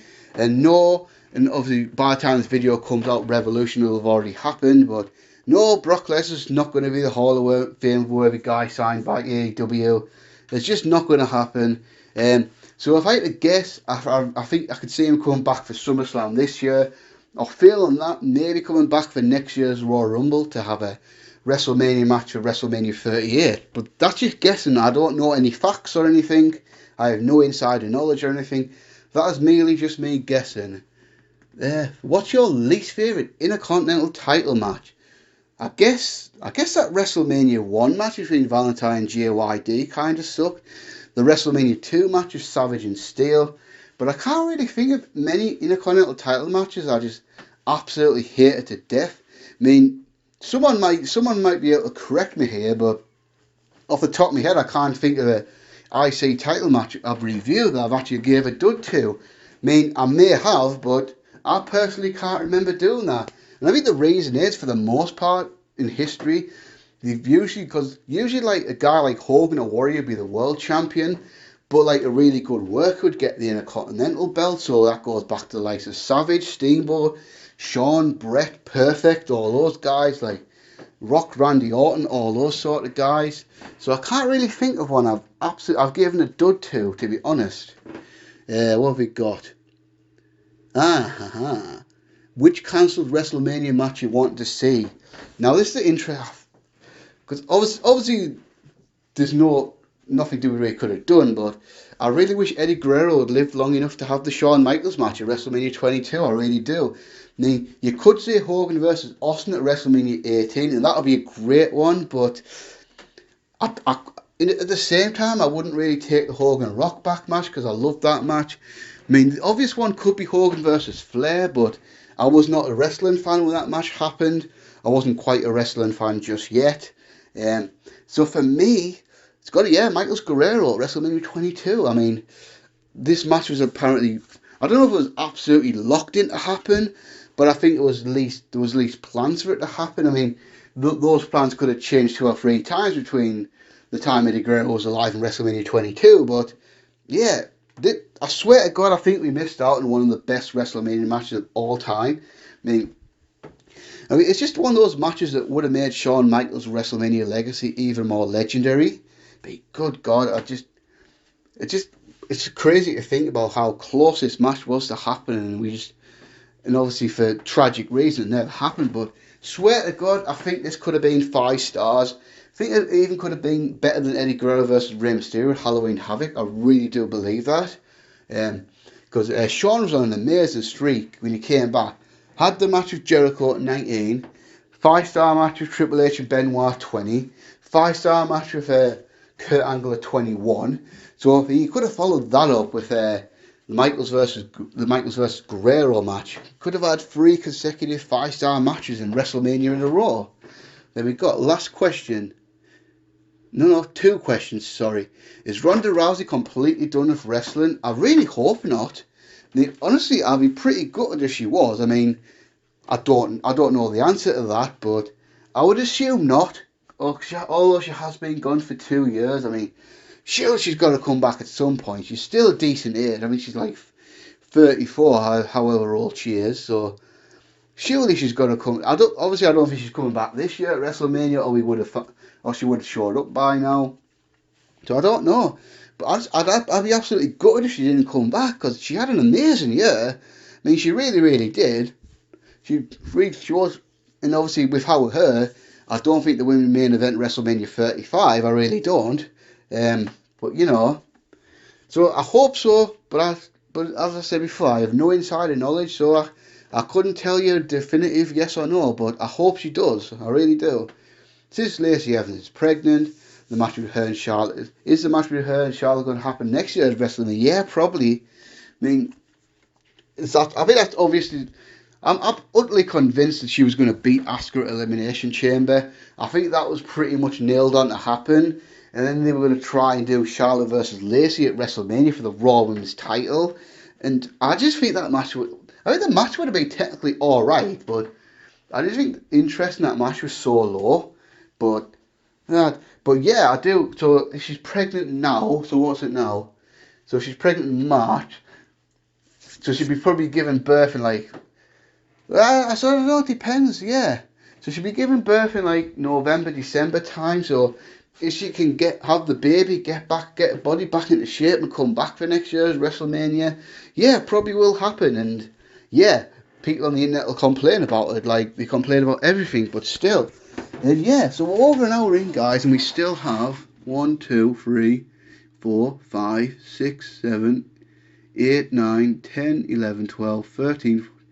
Well, a lot of questions, right? So yeah, this is going to be a long video, guys. So thanks for all the questions and all that, but let's just keep going. Then we got, where are we up to? Kana Singh Jawanda. If the Montreal Screwjob never happened in 1997, how long would Bret Hart stay in the WWE until? Well, Bret was under contract, so Bret signed a 20-year contract in 1996, right? So that contract would have expired in October of 2016. But I think the plan was for Bret to be a full-time wrestler until about 2000, 2001. Then he's going to transition more into a backstage role. But I'm thinking, say he retires from full-time competition, like maybe 2001, maybe, because how old would he have been then? He'd been about 43, 44 by that point. But I think if he was in decent enough condition, like if his body could hold up, because you're thinking if he's sitting in WF, he wouldn't have got kicked in the head by Goldberg, and he might not have had the concussions that forced him to retire. You're thinking, would he have then wrestled part-time? I could see wrestling part-time up until about maybe 2005, 2006, where he'd been in his late 40s. But then, of course, after that, he would have had like a backstage role, and he'd probably may have even signed a new contract after that.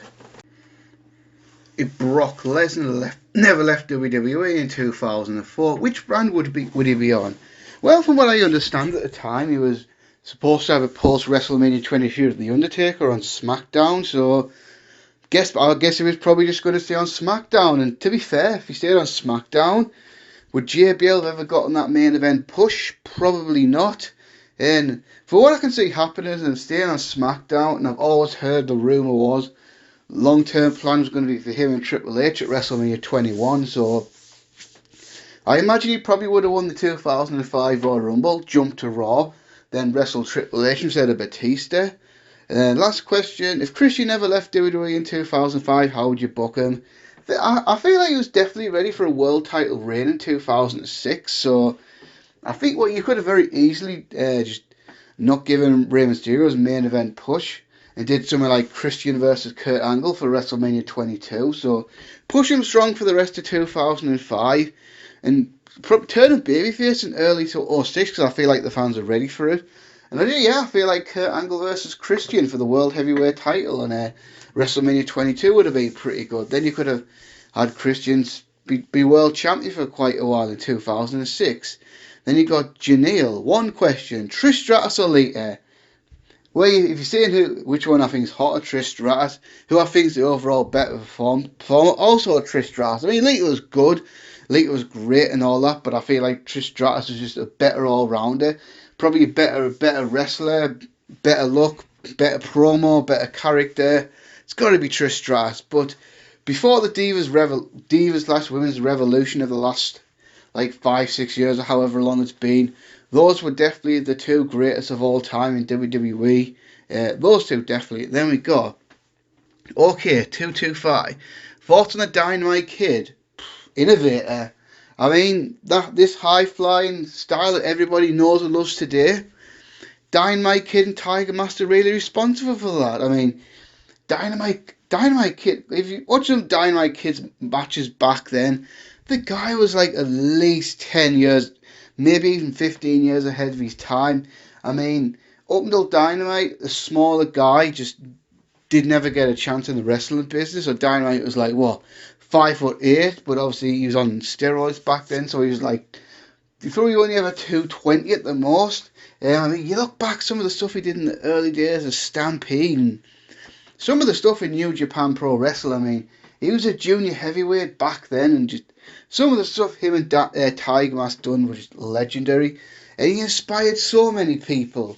I mean, so many, from Owen Hart and Chris Benoit, Brian Pillman, who in turn inspired the likes of Chris Jericho, Daniel Bryan, and all those guys. So a lot of the guys that you love, like that Davey Richards, a lot of those guys borrowed stuff from Dynamite. So really, Chris Benoit borrowed from Dynamite, and then people like Daniel Bryan borrowed from him. Promo pretty awful, to be honest with you, and it's just because obviously he's from northwest of England, and I think his accent isn't very good for mainstream television because he also mumbled a lot and didn't really speak clearly, and I think a lot of people didn't understand him. But God, yeah, as a worker, one of the absolute best, and even Bret Hart himself, who's always, let's face it, Bret's got a massive ego. Bret always conceded that in reality, Dynamite Kid was probably the best worker he ever saw, and coming from Bret, that's amazing praise. And if Bret wasn't wrestling Dynamite in those early days, Would Bret Hart have become the wrestler that he eventually became? Again, quite probably not, to be fair.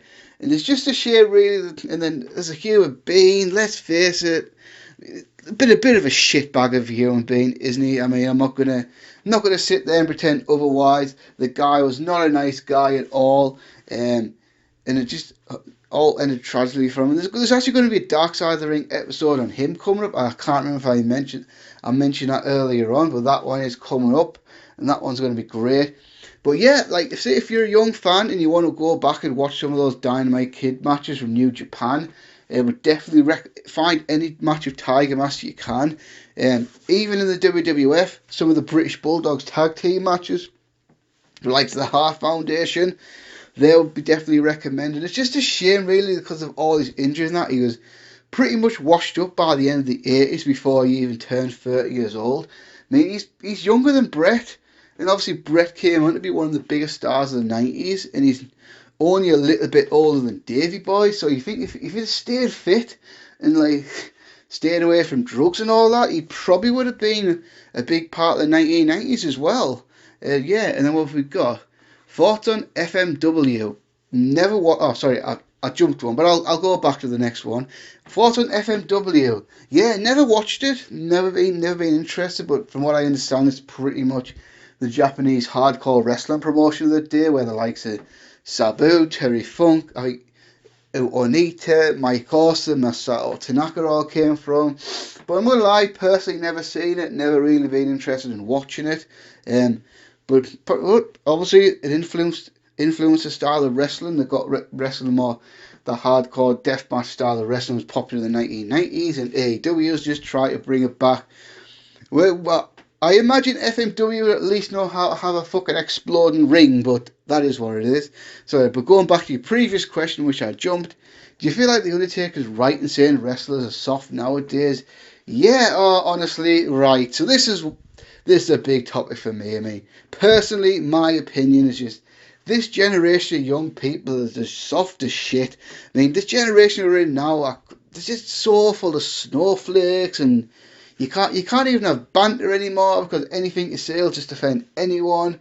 It's just the youth. I know how I'm going to sound like a miserable old twat here, but the youth of today are just so soft, so pussies and snowflakes. I mean, keyboard warriors, like, and then he cry about stuff on the internet, and then he try to be hard and say a load of shit they would never say at your face. I mean, so basically what so I'm stuttering here, but basically what the Undertaker meant is because it's different, isn't it? Because Undertaker grew up in the 80s era of men were men used to go out partying, drinking, going to the pub and all that, and now guys are playing on the video games and stuff like that, and that's really, and I think it's a less gritty style. It is.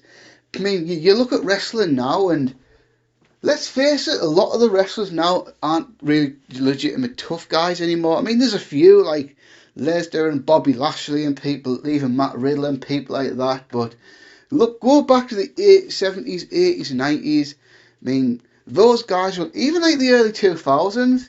I mean, what all struck me about that is the guys looked at least like grown men who could legitimately fight. I mean, you look at some of the guys today, some of them are great performers, absolutely, and all that, and what they do is amazing, but how many of them would you actually see succeed in a fight? I mean, I'm sorry, the Young Bucks would just get creamed by anyone in a real fight. Kenny Omega, people like Adam Cole, Johnny Gargano, these aren't legitimate tough guys who'd get beat in a fight.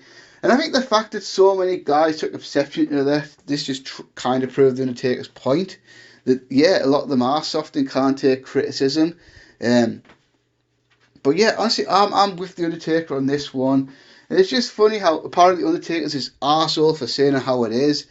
But sometimes you got to say things like that. I mean, it just is what it is. And I'm totally with the Undertaker here. The most underrated X Division wrestler of all time. I think Petey Williams. I would go with Petey Williams on that one. I mean, there's a few. I could say someone like Chris Sabin, but I think like he's been around for a long time, and he's even in Impact today, so probably gets the recognition. But when Petey Williams came in the mid 2000s, he was great, and he Obviously, I feel sorry for the guy because he came up with this amazing move called the Canadian Destroyer that was supposed to be designed to be this amazing, cool finishing move. But unfortunately for him, about 15 years later, the move's now being completely bastardised where people are doing it 3 or 4 times a match. Sometimes you watch a show nowadays and 3 of the matches on the card have the damn thing. Sometimes you see the damn thing on the floor and it's never actually anyone's finisher. But that's me going off on a tangent. But he came in with Team Canada, didn't he, back in, I think it was like 2004. Was it the X World Cup or something he was in? Then he kind of really took over the X Division for a while. Had a really nice X Division title reign for the last few months of 2004. Then he lost the belt in, for me, the best Ultimate X match of all time with Chris Sabin and AJ Styles, his Final Resolution 2005. And then went on to have a good run for the rest of his TNA run, really, including what a neat little story. Do you remember when he was Scott Steiner's sidekick and called himself Little Petey Pump? And then he kind of had a little decent character as well. And then he kind of, I can't remember exactly when he left TNA. Must have been about 08, 09, that type of time period. Maybe 10, I can't remember. But then, like, he never really went on to do much else. I mean, he never went on to have a long run of Ring of Honor or something like that. And it's just a shame he kind of came in too late in the game to then go and have a run at WWE. I feel like if a guy like Pete Williams had came in the last 5 years or so, he'd probably be on either 205 Live at NXT right now. But because he's been out the limelight for probably about a good 10 years, surely. I mean, on the top of my head, I can't remember the last thing he did, and I feel like a lot of people's just totally forgotten about him now. But watch some of his work from 04, 05, 06, that time period. The guy was pretty damn good. Then, would you rather see WWE do a cross promotion of AEW or New Japan? I think it's got to be New Japan because I feel like a lot of guys in AEW have been in WWE. So how many great first time matches could we get with WWE and AEW, really? I mean, the only guys really, the Kenny Omega, the Young Bucks, they're like some of the young guys that he brought through, like Darby Allin, MJF. But look at the New Japan side. Some of the guys they could have big cross promotion matches with: Okada, Tanahashi, Suzuki, Ibushi, Naito, Ishii, Shingo, Hiroki Goto, Zack Sabre Jr., Will Ospreay. So for me, if I had to pick one of the two, I think I would love to see. Because you remember about 3 years ago when I booked a two-night WWE versus New Japan Supercard? I'd love to see something like that in real life. Maybe have one night in America and another night in Japan. I think that would be pretty good. Then what have we got? Ishmael Carmichael, best face turn to heel. I mean, it's got to be Hogan, right? It's got to be Hulk Hogan turn a heel at Bash at the Beach in 1996. I mean, yeah, it has to be, doesn't it? I mean, the biggest icon of all time at that point, Hulk Hogan, and in my view, ever. I mean, a lot of people might say Austin, but I still think Hogan. After like 15 years of being the biggest babyface in wrestling, turning heel in that truly, truly shocking fashion, then completely reinventing himself to become Hollywood Hogan, and then creating another boom period for himself in the 1990s. I mean, that's got to be it. If we were going with just WWE, I'd probably go with Andre the Giant's heel turn over Hogan in 87 in the build-up of WrestleMania 3. But of all time, it's got to be Hogan, hasn't it, really? Then we've got favourite wrestling promotions. I mean, of all time, it's WWE. I say WWE, but most of my childhood it was a WWF. I mean, for the first 10 years of me being a wrestling fan, it was the World Wrestling Federation. So yeah, technically, so it's got I know for all its flaws, WWE has to be my favourite promotion of all time because it's just been such a big part of my life going back nearly 30 years now. I mean, it's going to be 29 years this year that I've been watching WWE. I'll say, obviously, I prefer the WWF years. That's all fine and all dandy. Therefore, after that, it's going to be WCW. Again, another part of my childhood. Then I'll say, over the last few years, New Japan. Although I've only really been a New Japan fan for about 4 years now.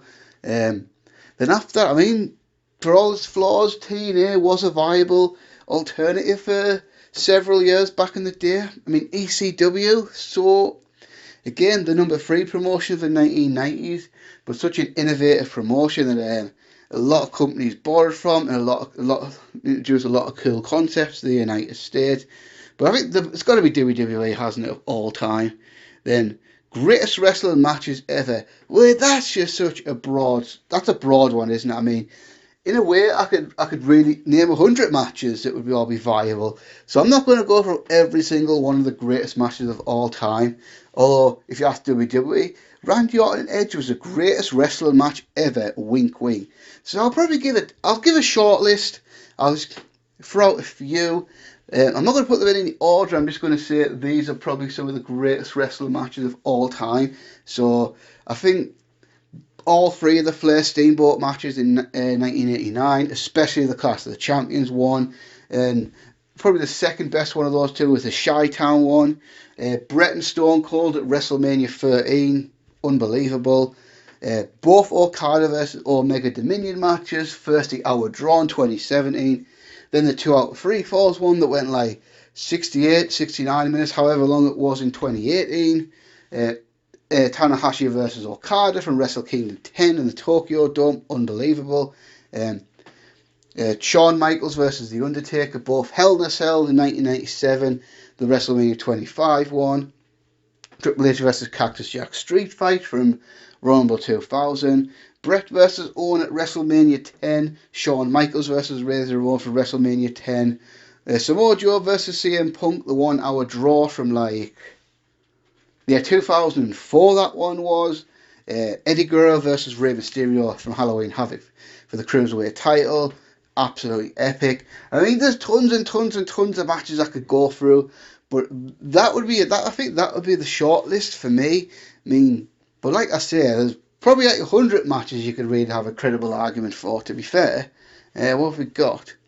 Thoughts on AEW booking? I like it for the most part. I mean, these flaws, alright, let's get the flaws out the way. I just feel like the ranking system's completely pointless and redundant, and usually just doesn't make any sense at all. And the fact they have a ranking system, but it doesn't really seem to affect the title situation, so you could have someone completely out of the rankings, and then they get a world title shot for reasons. So I think the idea of having a ranking system is a good one, but I just don't think they've executed it very well. And one of the big things we were promised when AEW started was a sports presentation where wins and losses matter, but do they really? I mean, no, they don't. I mean, yeah, because like I say, sometimes the ranking system is just daft. I mean, one thing I like the fact that we tend to get long-term storylines. So just an example of what I mean, this whole Sting and Darby Allin thing with Team Taz started off way back when Taz offered to give Darby Allin some advice, and Darby Allin brushed him off, and then that led to formation of Team Taz, and that led to Sting coming in and having this big showdown with Sting and Team Taz and all that. I mean, the Omega Moxley thing, that one's been going on for like a long time. I mean, obviously they had a big break in between the feud, but the feud pretty much been ongoing since the Double or Nothing original show, for the whole stuff with Omega, the Bucks and Hangman Page. So I do like the fact that sometimes the booking can be a bit more flexible than WWE. So for what I mean, so when Eddie Kingston came in, there was probably no plan for Eddie Kingston to do much of anything. But Eddie Kingston got himself over in that Cody match, and then that led to him actually main event in the feud of pay-per-view of Moxley in November. I mean, that would never happen in WWE. It really wouldn't, would it not? I mean, because WWE sometimes, they clearly book week to week, and they have the favourites, the guy, they know the guys that they're going to push, and sometimes if someone gets over that they're not supposed to, they don't really care. But yeah, for the most part, I do like the booking. I mean, I do think it could be better at times, but yeah, I think they're very good at having a good, nice. They like have variety shows in their show, don't they? Like they'll have a good tag match, and they'll have a hardcore match, then they'll have a stunt match, and then sometimes they'll have like an old school wrestling type match. So I just feel like they've got a lot of things going for them if they keep doing what they're doing. I'm sure they'll eventually get results. I mean, sometimes some of the things aren't for me. I don't like. I wish they would be a bit more serious sometimes. Because sometimes you have like a serious, intense promo between Moxley and like Eddie Kingston on the show, and then you've got fucking in the next segment Orange Cassidy just pissing about. Or I believe it was the same show that Jericho and MJF did that stupid singing duet thing, and then Moxley and Kingston had this super intense promo. So I feel like they can try and find the right balance between comedy and serious, and I'm hoping that'll get better. Now we've got another one, so kind of on the same token. Do you prefer slow burner storylines or fast-paced storylines? For me, it's always slow burner, but I do kind of understand why we don't get it as much these days, especially in WWE, because wrestling is just so fast-paced now. And in WWE's case, you have so much content. I mean, you got 3 hours of Raw every week, 2 hours of SmackDown every week, pay-per-view at least once a week. So right now, obviously, WrestleMania is what? Just under 6 weeks away, or is it 5 weeks away? And they've got another pay-per-view before that. So before they get to WrestleMania, they've got to get to Fastlane now. So obviously, I think a lot of feuds going to WrestleMania. I think they'd like to build up slowly, but they can't because they've got to get this pay-per-view out of there. They've got to get to Fastlane. So there's 3 weeks between Fastlane and WrestleMania. What the fuck? So, but yes, obviously, I think slow-paced ones are better, but I think it is harder to do. But you do get them sometimes. I mean, in the last, do you remember a few years ago, the Jericho-Kevin Owens one, they built a WrestleMania 33. They built that from pretty much the summer of 2016, so it can be done. And I would say probably the best overall WWE feud of the last 5 years was Gargano Ciampa. And what was that? Long-term booking. Because I think like NXT and AEW have that luxury. Well, NXT at least used to, when they were just a 1 hour show on the network and they had like 5 takeovers a year. I mean, you could stretch them out, and AEW they're similar. I mean, AEW, if they book pay-per-view to pay-per-view, they've got like 4 pay-per-views a year, so AEW just has a lot, and obviously they've only got the 2 hours of Dynamite, and then the stuff they do on Dark doesn't usually complement Dynamite from what I understand, so, but yeah, definitely long-term storyline, teller for sure. Then we got next set of questions from Owen Peterson. Of these 10 legends, how worthy and likely each of them to be inducted into the WWE Hall of Fame? Miss Elizabeth, Jim Cornette, Psycho Sid, Rick Martel, Brian Pillman, Earthquake, Ivan Koloff, King Kong Bundy, Rob Van Dam. Well, they're all worthy. I mean, all these guys are legends and all deserve a place in the Hall of Fame. But let's examine Miss Elizabeth. I don't think she's going in. I think if she was going in, she would have went in the same year Savage did in 2015. That bothers me a little bit. I mean, it should have been Savage and Elizabeth going in the same Hall of Fame. Not even necessarily together, but they both should have gone in. I mean, come on. I can't remember who the woman is that went in that year. I can't remember who it was but off the top of my head, but Macho Man Elizabeth was such a vital package in the 80s and early 90s. So she should have gone in, but I'm thinking now, is she going to go in on her own when Randy Savage isn't going in the same year? I would say probably not. So I don't think that one's going to happen. Jim Cornette, up until like 4 or 5 years ago, I would have said, no, he ain't going in at all. But if you remember, in 2017, he was the one that was there who inducted the Rock and Roll Express. So I think that's definitely opens up some doors. I don't think he'll go in by himself. I think more likely it'll be Jim Cornette and the Midnight Express going in. I mean, I'm kind of surprised he didn't go in that year in New Orleans in 2018. I thought that would have made sense for the Midnights and the Cornette to go in that year. So ultimately, I think if they do like Merrick WrestleMania in the South again, like maybe in like if they do it in like Carolina or somewhere like that, I think they'll go in, but I don't see Cornette going in by himself. Now we've got Vader again. That's an absolute bummer he didn't go in when he was alive. I mean, that genuinely sucks he didn't go in when he was alive. WWE had plenty of opportunities to put him in, but they never did. But I think they will. I think he'll, because nowadays you usually limit the dead people to like once a year. But I think it's just timing, and I think Vader will be Vader time eventually, and he will go to WWE Hall of Fame. I just don't know when. And Psycho Sid, yeah, I think he will go in. There's no obvious reason why he wouldn't. And I think he has been conspicuous by his absence over the last few years. He's still alive and healthy as far as I know, healthy. So hopefully sometime over the next 5 to 10 years time, he'll get his Hall of Fame induction. I think he's about 60 now, or early 60s or something by now, surely. So I think he'll definitely go in. It's just a matter of when. Rick Martel, another one. I don't know. I mean, this is another guy. He could have been in the Hall of Fame several times over. I mean, there's been many years where he could have had a guy like Rick Martel in there, and for whatever reason it hasn't happened. Whether that's Rick himself not really bothered about going, or WWE just not asking him. But yeah, I think he will go in, because we're getting to the time we're running out of guys to put in now, and I think it's just time. You got to think they only put about they only do about 6 or 7 inductees a year, so I think Martell's just wait his turn. And then Brian Pillman, again, I think he'll go in whenever his son signed WWE, because I think that will probably happen in the future. Brian Pillman Jr. will probably end up going to WWE, and I think when he does, that'll be the perfect time to induct his father into the Hall of Fame. What about 2022 maybe, because that year it'll be 25 years, the anniversary of his death. Because you got to think, it took them years and years to put Davey Boy Smith into the Hall of Fame, so probably the same with Pillman. I mean, it goes back to the whole having only one deceased member of the Hall of Fame a year usually. So just wait his turn. Earthquake again. Yeah. I don't know. Like, I think he will go in the. I'm pretty sure he will go in the Hall of Fame, Veggie. I'm thinking more than likely the natural disasters will go in the Hall of Fame, because I did hear that one rumoured a couple of years ago. Can't remember what year it was now, but that was a rumoured Hall of Fame induction maybe 2 or 3 years ago, something like that. Maybe a little bit longer. That earthquake and typhoon was a natural disaster would go in, and I think that one will be more likely, because WWE seem to be putting more tag teams in there.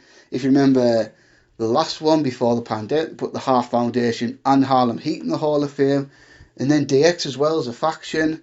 And so I think more than likely the natural disasters will go in rather than Earthquake himself. Then we've got Ivan Koloff. That's a massive bummer.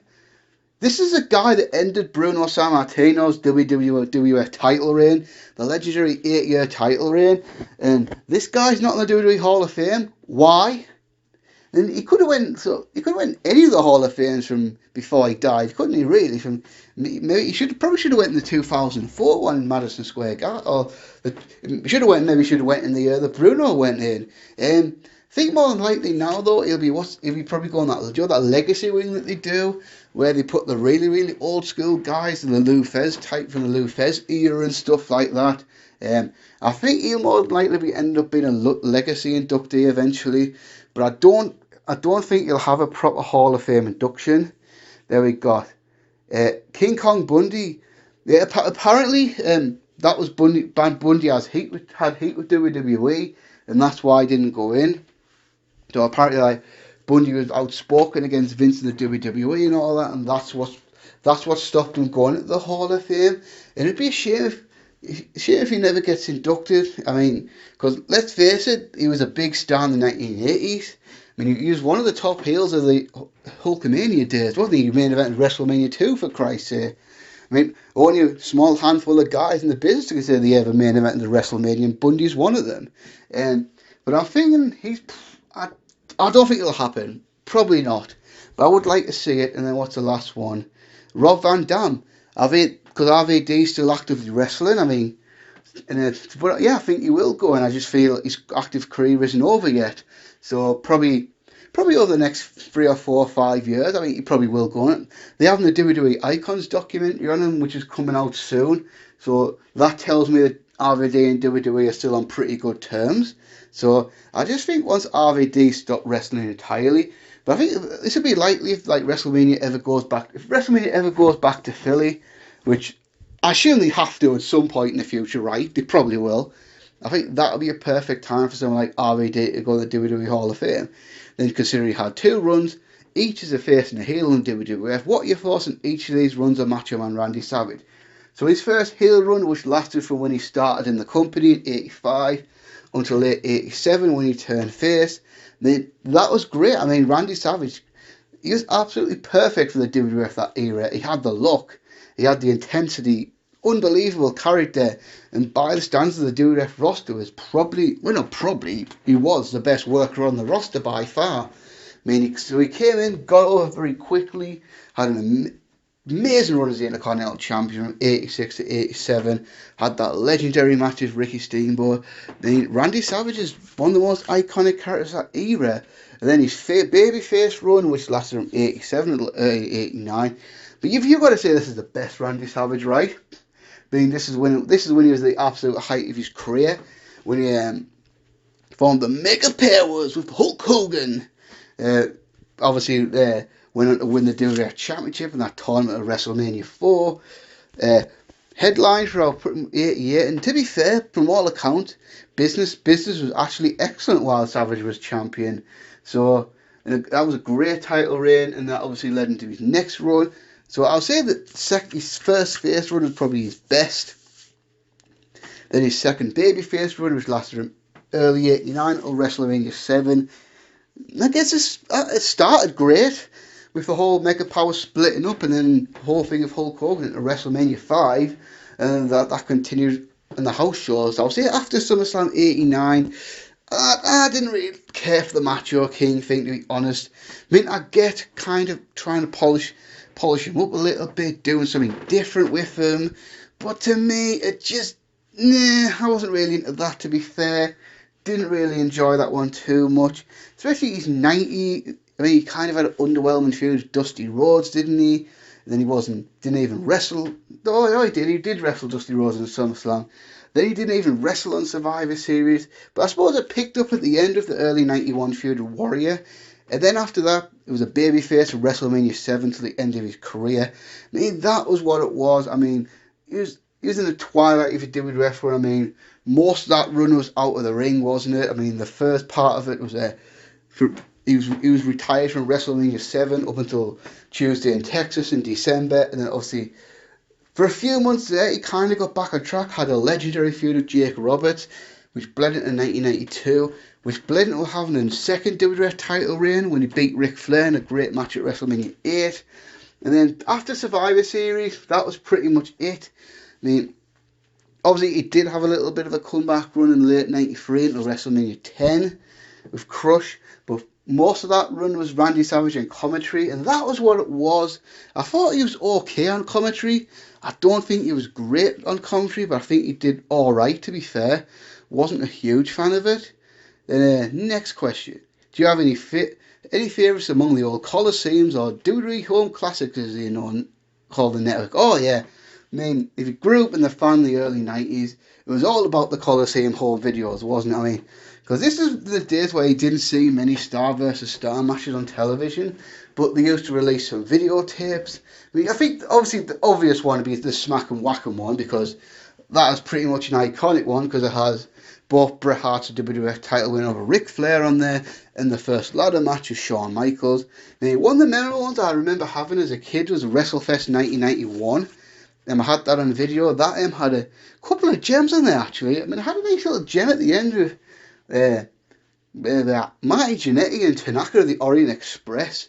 Then, obviously, a really, really good match of the Hart Foundation versus the Legion of Doom. I think it had I'm thinking of a different one there. But yeah, that one was it. Then there's the US Rampage in 1991.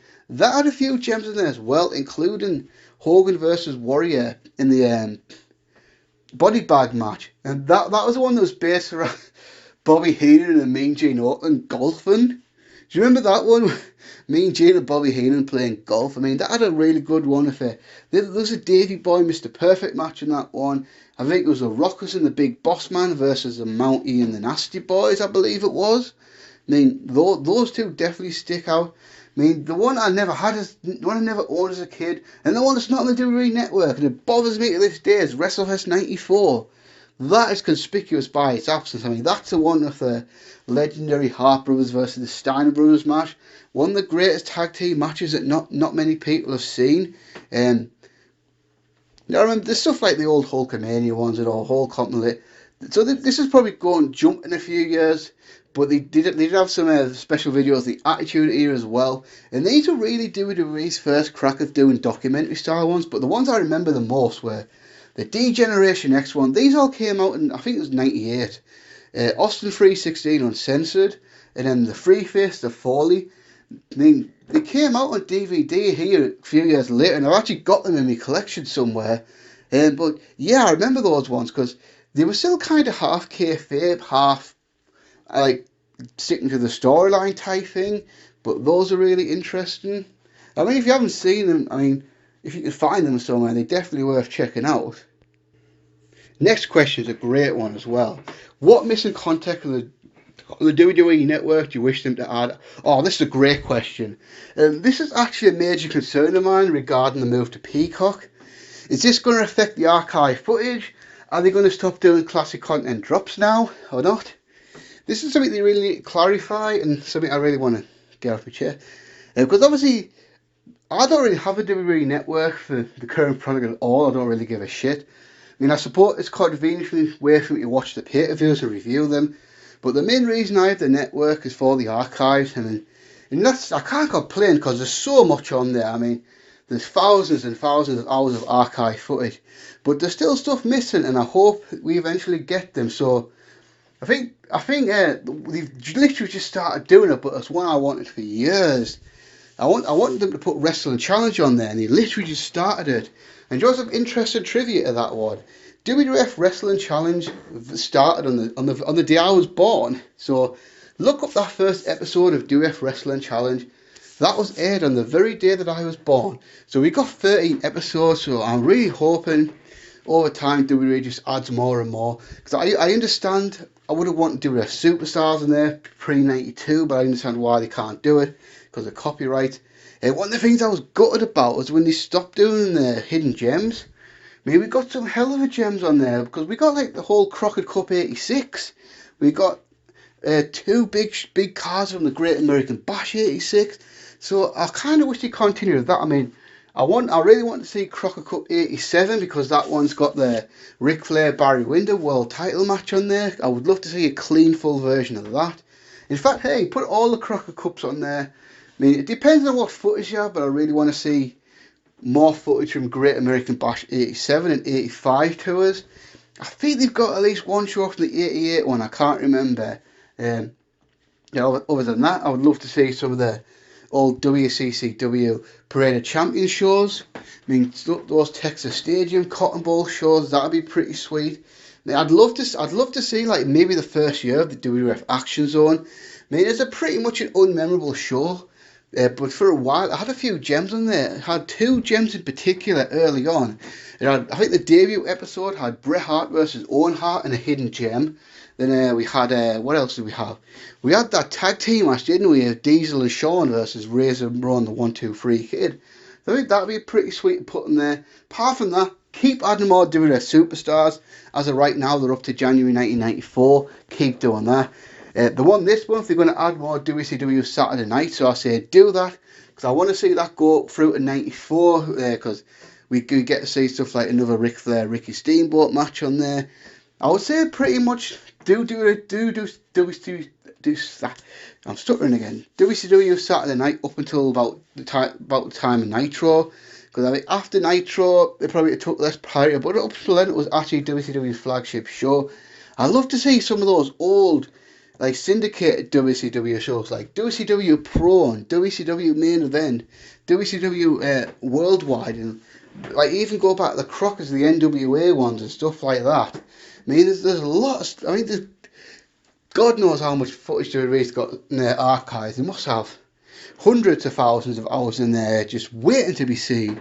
And yeah, I think that's about it really, because they do have pretty much most of what I want to see. They've got all the Nitros, all the Thunders, all the Raws, all the Smackdowns. I've got another one actually. I would love to see like the first 6 weeks of Shotgun Saturday Night. I mean, I don't give a shit after they took it out the nightclubs and then just had it as a normal B show. But do you remember that Shotgun Saturday Night? I think they try to pretty much They tried something completely different. It was in these weird nightclub locations, and they pretty much tried to have an ECW style product on late night on Saturday night. I mean, I would love just put the first 6 weeks of them or so until then, because after that they dropped the experiment, didn't they? Then after that, just drop some more dark match gems. I mean, some of the stuff that's out there, like I didn't even know they had in the archive. So ones I would love to see. There's two in particular I want them to add. I want to see that Bret Hart versus Shawn Michaels versus Undertaker triple threat match from the night of Raw and MSG in September 1997. And there's one dark match that I want to see so badly, and that's Kurt Angle versus Owen Hart from May of 1999. This one took place less than 2 weeks before Owen Hart passed away. And I'm just fascinated to see what that match was like, and I really, really want to see it. So yeah, there we go. Yeah, two shows he had on, but for some reason he dropped was Water Settle the Score and Brawl to End It All. Those were like the two big shows that led up to WrestleMania 1, and they were on there for about a week, and for some reason they took them off. I'm guessing for music rights and all that sort of shit, but I don't know. But I'd love to see more of that. Then we got, last question. During Roddy Piper's 80s WWF heel run, I've noticed that his matches usually resulted in a count out or a DQ. Were there any moments in his WWF heel run in which Piper lost properly? I don't think so. At least not on television. He may have done on house shows, but I think that was one of Piper's things, that he didn't really want to lose clean on television. And that was just the way it was those days. He didn't even do a clean job for Hogan. That's how crazy it was. As a matter of fact, I could be wrong about this, but I don't think I am. I think WrestleMania 8, when he lost to Bret Hart, was Piper's first televised pinfall loss in the WWF. I believe that is true. There we go. Next question. One question over. It's a good one. Ty Nash. In your opinion, what was the most disappointing wrestling match? For me, it was AJ Styles versus Nakamura at WrestleMania 34. Oh, that is a good one. And that's probably a great shout, in fairness. And yeah, I think you could be right, actually. That is definitely, as far as WrestleMania matches go, that could definitely be the one, because that was a good match. But, as you saw Wrestle Kingdom 10, they had a classic, and this really should have been one of the greatest title matches in the history of WrestleMania, but it wasn't. So I'll give you a couple of WrestleMania ones, and I'll give you my overall one of all time, and one I usually go to is one. I think Lesnar versus Ambrose is another one. I mean, at 32. I mean, I thought that match was going to be great. I mean, that could have been such an amazing story of Lesnar just absolutely destroying the shit out of Ambrose, but Ambrose being a crazy bastard who keeps fighting back, trying to do all this crazy shit to neutralise Lesnar, and then it not happening. And then another one, I think this is a strange one, but go with me. Triple H versus Randy Orton at WrestleMania 25. And yeah, I know that sounds strange, but swear to God, the build-up of that match was fantastic. I mean, honestly, I thought the intensity of that build-up of that match was just unbelievable. I mean, it got so crazy and personal, and then they have a wrestling match? What? Are you kidding me? They had this stupid stipulation where Triple H could lose the title against DQ'd. And bear in mind, like about an hour earlier, Undertaker and Shawn Michaels are having one of the greatest matches of all time. They were fucked. They were absolutely fucked, and they just didn't deliver. But I think for me, I think it's got to be Bret Hart versus Sting at Halloween Havoc 98. I mean, this is a 90s. We're going to get back to this later on. There's another question regarding this. This is a true WWF versus WCW 90s dream match. Bret Hart versus Sting. Two great performers. Both have the Sharpshooter versus Scorpion Deathlock. And then here we are in 98. Finally happens on pay-per-view, and it's okay. I mean, it wasn't a bad match by any means at all. I think it was average. I think it's just average match. Should have been so much better than it was, and for me, that is my most disappointing match of all time. Then we got Low Gamer 10-12. What is your favourite pay-per-view opener of all time? It's going to be a boring answer, but obviously Bret and Owen versus WrestleMania 10. I've literally just reviewed this the other day, so that's on the channel. But yes, for me, that undoubtedly is the greatest pay-per-view opener of all time. I mean, it's not even close, to be fair. Well, I suppose it is close, but this was an absolute classic. One of the best wrestling matches ever. It's just unbelievable opener. Then a favourite TNA match. I mean, I hate to give a boring answer, but And we'll have to give the standard answer: AJ Styles, Samoa Joe, Christopher Daniels, Unbreakable. I mean, I think if you polled 100 people, probably at least 90 would say that this is the favourite TNA match of all time. I mean, for me, it is. It absolutely is the best match TNA ever put on. And even 15 years later, I think they still haven't put a match on like this. This is one of the, it's got to be in the elite list of maybe even the best triple threat match ever. Could be.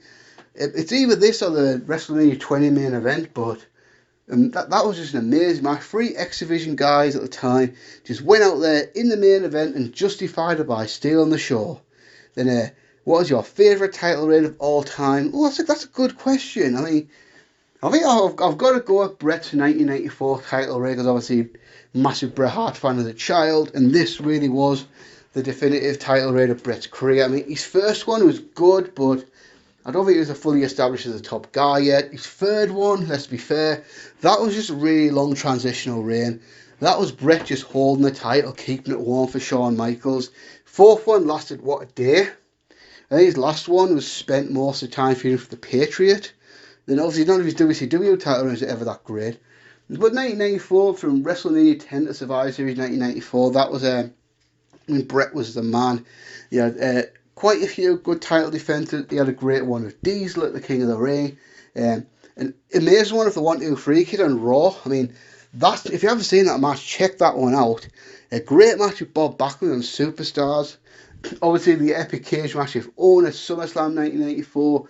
And then the match I mentioned about 10 minutes ago with Bret and Owen on the Action Zone, that's a match that's absolutely unbelievable as well. Then, of course, the way he lost it to Bob Backlund was a great match too. Then we got, what was your least favourite wrestler of all time? I went this before, New Jack. I just don't like the guy. I just think he's garbage wrestler and all that. An even worse human being. But I don't really want to give him too much attention by going into detail. Then the last question, what do you think of Paul White joining AEW? Surprise? I mean, that was a big surprise, wasn't it? I think the biggest surprise was that I just felt like he was one of those guys that were going to be with WWE for life. I mean, there's certain guys who you think are just WWE through and through, WWE lifers, and he's one of them. I mean, he's been there, apart from his break in 2006 to 2007, he's been there since 1999, so that's 22 years. But is it a good signing? I don't know. I mean, granted, it got a lot of people talking, granted, it got a lot of attention. I mean, he's going to be a commentator on Dark Elevation, and he's probably going to wrestle somewhat, but at the end of the day, he's a near 50-year-old guy that hasn't been in his prime for a long time, so what's he really going to do? I think we're probably going to do a Big Show versus Shaq on a Dynamite, aren't we? And then what do you do then? Put him with a monster like Brian Cage or Lance Archer? I mean, this is the thing. I don't mind AEW signing all these veterans, but I'm kind of hoping that I think they're starting to get too many now. I think Sting, obviously, icon.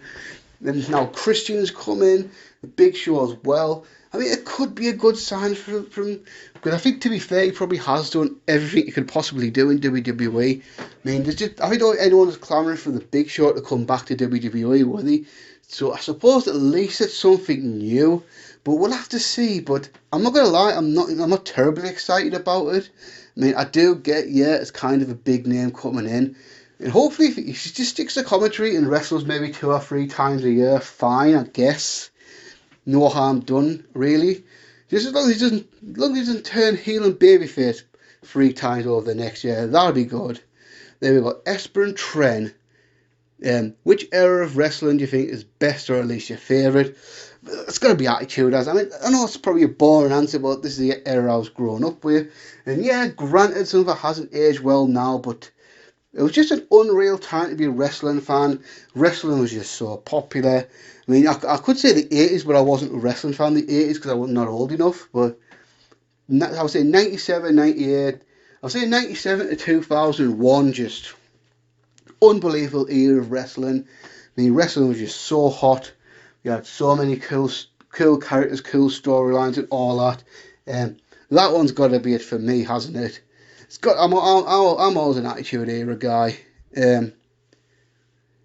Which era do you think is the worst or at least your less favourite? I mean, it's got to be the era in right now. To be fair, I think I would say probably from like for probably the last 5 or 6 years, or like 2015 and now. I don't know quite what you're in at the moment, whatever you want to call it, but I would say the worst time really 17, 18, 19. Those were fucking horrible years, weren't they? Especially for WWE. I mean, I suppose in 2020 now it's somewhat better than it was a few years ago, but obviously I could objectively trust the new generation era for being bad, but I was a little kid growing up watching this show, so I don't hate that era as much as most people because it is my childhood.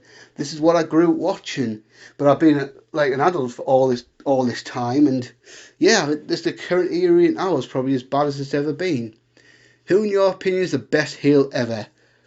Got to be Vince. Has to be Vince. Has to be Mr. McMahon, surely. I mean, there's a lot of people, you could say Roddy Piper, you could say Ric Flair, you could say Triple H, but for me it's Vince. The guy was just so hateable, and he was obviously the big antagonist for Stone Cold during the 98-99 run. He was just, he knew how to be a heel. I mean, who's more of a heel in real life than Vince McMahon? Who's more hateable than Vince? Not many people at all. I mean, just some of the stuff he did. He did so much to enhance Austin. It's not even funny. I mean, it's got to be Vince. Vince has got to be the greatest heel of all time. Then, and by the same token, who's the best babyface ever? It's got to be Hogan. I mean, there's only really two candidates for this. It's got to be Austin and it's got to be Hogan. But Hulk Hogan made wrestling what it is. I mean, Hulk Hogan sold out so many arenas, sold so much merchandise. So Hulk Hogan from like 84, I guess till about 91, because I think that's when his babyface run died out a bit in 1991. I mean, for me, Hulk Hogan, the greatest babyface he ever was. I mean, just all the amount of people the Hulk Hogan drew to wrestling, all the stuff that he did. I mean, there's going to be more question about us later on, but for me, it's got to be Hogan, with Stone Cold being a close second. Then, I know you made a Lundrick's Fair 5 guilty pleasure wrestlers. Do you have any guilty pleasure matches? Like some matches that deep down in the deep end, you know it's garbage, but you like it anyway. Yes, I've always said my favourite bad match of all time is the Hulk Hogan Warrior match from Halloween Havoc. This match is just so horrible, but it's so fucking hilarious. This is just so comically bad. I mean, you got Hulk Hogan, Ultimate Warrior, two iconic stars, and here they are 8 years after having a huge showdown at WrestleMania 6. Here they are 8 years, 1998, WCW Halloween Havoc. What could possibly go wrong? Well, everything went wrong that night. Warrior looked terrible, so did Hogan. They were completely out of sync with each other. There were so many botches in that match. It is so funny to watch. I'll say another two. I think, like, objectively, the Bret and Vince match at WrestleMania 26 was terrible. I mean, let's be honest, that match was horrible. But for me, it served a purpose. I mean, it gave Bret another WrestleMania moment when I think after he had his stroke, he thought that was never ever going to happen. And to be fair, I think Bret himself said that WrestleMania meant more to him than any other, because obviously he came back from being in a wheelchair and a stroke and all that. And I think it was a bit of closure as well. It was finally putting the rest of the Ghost of Montreal.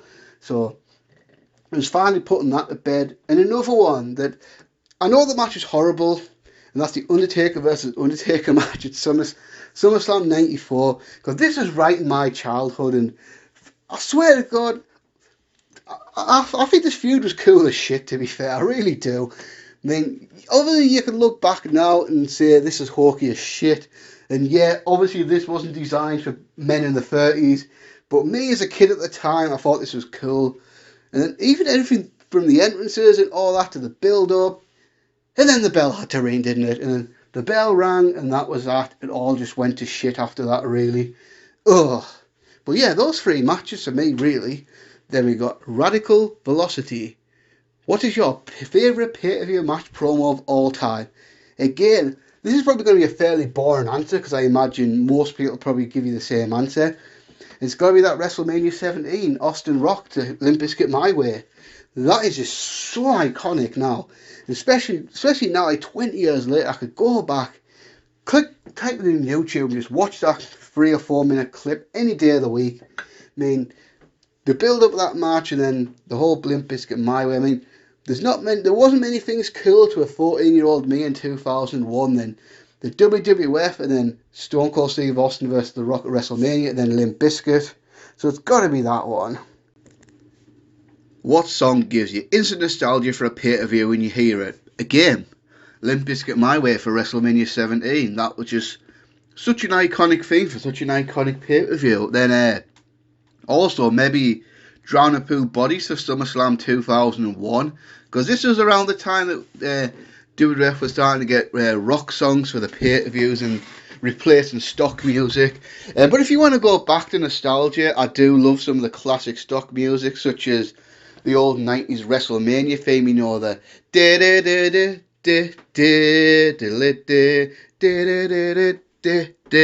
that one, and then the classic Royal Rumble one, the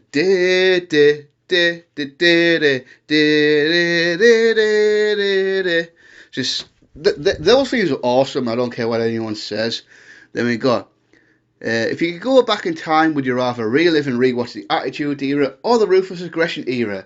Well, to be fair, I pretty much have watched all the Attitude Era back since then, due to the wonders of the WWE Network. I'm pretty sure I've watched over time every Raw and SmackDown from like 97 to like early 2001, and I did actually recently rewatch SmackDown from SummerSlam 2002ish to about WrestleMania 19.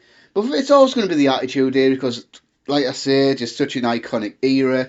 And yes, admittedly, some of it does not age well. I mean, if you watch some of it for the first time in 2021, you might think some of it sucked, but just a magical time, the Attitude Era. I mean, I don't love the Ruthless Aggression Era as much as some, because it's not really my era. I mean, I turned an adult during this time period, and yeah, just obviously just old school childhood memories. It all goes to the Attitude Era. I'd love the Attitude Era, and I still do. Do you think it was a mistake to turn Austin heel in 2001? Yeah, I mean, I think everyone said, not everyone, but most people have said it was a big mistake to turn Austin heel, and I'm absolutely in that camp. The guy was just so over, and half the problem was he was essentially a babyface by being a bad guy. So, if you turn him bad, what do you do? Type thing. I mean, Austin was just one of those guys that people, no matter what, were just never going to hate. I mean, in the movie world, it'd be kind of like turning Rocky Balboa heel. It just wouldn't work at all. And I think it vindicated in the fact that business took a massive turn. I mean, that wasn't the only factor, of course. I mean, there were other factors, such as like The Rock going to Hollywood and stuff like that, and the end of the Monday Night War, and just the Attitude Era style of television peaking and stuff like that. But I think Austin turning heel just turned a lot of people off wrestling, and the proof is there in the pudding in the numbers. I mean, the numbers went down quite a bit after WrestleMania 17 when Austin turned heel, and 20 years later they've never truly recovered. So yeah, there we are. King of Reviews 98. What are your 5 AEW versus New Japan matches you want to see? So if I have to do 5, do you know what I'm going to try and do? I'm going to try and do 5, but not use the same person twice, just to try and make it a little bit more interesting. I think the one has to be next year Wrestle Kingdom. What are we on now? We Wrestle Kingdom 16 one? Yeah, we 16 one surely. Next year Wrestle Kingdom 16, Kenny Omega versus Kota Ibushi. I mean, this is like the one thing that Omega never did in New Japan, is have a big Wrestle Kingdom match of Kota Ibushi. Of course, they've had one match in a New Japan ring, and that was in G1 Climax in 2018. Yeah, that 18, wasn't it? Now, this does not necessarily have to be a world title match, although it would be an amazing bonus if it was. So, in a dream world, it would be either for the IWGP Heavyweight title or the AEW Championship. But yeah, if they do that in the Tokyo Dome, that's instant classic, isn't it, really? Not Christian Cage, just instant classic. Match that they teased but we never got was Tanahashi versus Moxley. If you remember that in the because if you remember in the build-up of Wrestle Kingdom, Tanahashi actually challenged Kenta for the briefcase, and he was talking about getting the briefcase and then going on to battle Moxley. I mean, God, if he'd done that, just imagine how good that match would have been. And yeah, I just feel that match would be amazing. Now, an obvious one is Will Ospreay versus Pac. I mean, this match did happen in Rev Pro, but it was such a disappointment. The match was good, but the match could have been really amazing, and I'm really really disappointed. So I feel like give them a second chance. Let them have another try again, because I think both guys have probably improved a bit since then. And I just think if you do it this time, I think it'll definitely be a lot better. One that's just for me, but not everyone might agree with this one, and that's FTR versus Dangerous Tekkers, Zack Sabre Jr. and Taishi. I mean, Sabre and Taishi were arguably the best tag team in the world last year, and you know how much of a big fan of FTR I am, massive fan of them, and I think for a tag team match, this is definitely the best tag team match wrestling can do right now, because we've already seen FTR versus the Young Bucks, and then so what else could it be? This has got to be the one, hasn't it? And this one could be interesting, and that's Switchblade Jay White versus Cody Rhodes. This is a match that never happened in real life, because it never did. And I think this one would be kind of interesting. I think the promos, if they had a build up this match, would be great as well. But there's a ton of matches we can do, really. I mean, because like I say, for this one I try to use the same people once. I mean, that's not even factoring in the likes of Shingo, Ishii, Suzuki. I didn't even put Naito in this one, so I just can't wait. I can't wait to see what's in store. I mean, there's a few honourable mentions. I mean, Suzuki versus Jericho, that'd be interesting. Darby Allin versus Hiromu Takahashi, I think that'd be absolutely badass as well. Then, I don't know. Yeah, those matches definitely stick out as honourable mentions. And we got, who do you think should beat? Right, it says B, but I think you mean beat Kenny Omega for the AEW World Title. I think I answered that one earlier, and I think it'll be Hangman Page. I mean, that just makes sense storyline wise because of the history between the two and that. And Omega beating Hangman, then abandoning him basically. So, and I think they've been building to Hangman becoming the world champion pretty much since the formation of the company. Feel like if he'd been a little bit more over, he might have even won the title at the original All Out pay-per-view, but he didn't. So, but I think that's where they're going to go. And if it's not Hangman, I guess MGF or maybe Moxley. But if it was up to me, I would definitely go Hangman. Then Talk No FM. Then who should Miz drop the title to? And was it a mistake or mistake? Well, this question was answered before he lost the title, but I would have said Bobby Lashley, and I thought it was going to happen on Fastlane, but yeah, I did it on Raw instead. But yeah, I feel like the one WWE did was the right one. I think Bobby Lashley's time was now, and yeah, and was it a mistake putting the title or a mistake, as you say? I would say no, not really. I mean, it would have been a mistake to have him go all the way to WrestleMania with it and then have him have a real title raid, but they needed to sort that Money in the Bank situation out. And to be fair, Miz did an amazing job of being an absolute coward all that night, where he basically avoided Lashley all night, tried to do everything he could to get out of the match, and then let Bobby Lashley beat him in a total squash. So in my eyes, Miz was pretty much a perfect transitional champion. He did his job absolutely perfectly, so I don't think it was a mistake, no. Then what do you predict will be the WWE title match at WrestleMania? I mean, all signs are pointing to Lashley versus McIntyre, isn't it? I mean, I think if Lesnar was coming back, we would have known by now. We would have had hints of it, but it just doesn't look like that's going to happen. So that pretty much leaves Lashley versus McIntyre as the only real option.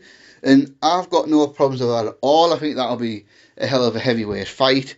And obviously we'll talk. I might talk about it. I might do a prediction video close at the time. But I'm pretty sure if that happens, McIntyre's probably going to get his moment in front of fans that he's missed out on pretty much for the full year.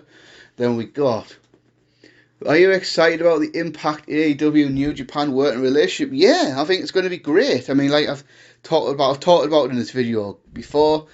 New Japan and AEW, that's going to be awesome. I think the Impact stuff, yeah, I mean, I suppose that'll be good. I mean, I'm not really a big Impact watcher, but they have got some good talent in there, like the Good Brothers, Rich Swann, Sami Callihan, people like that.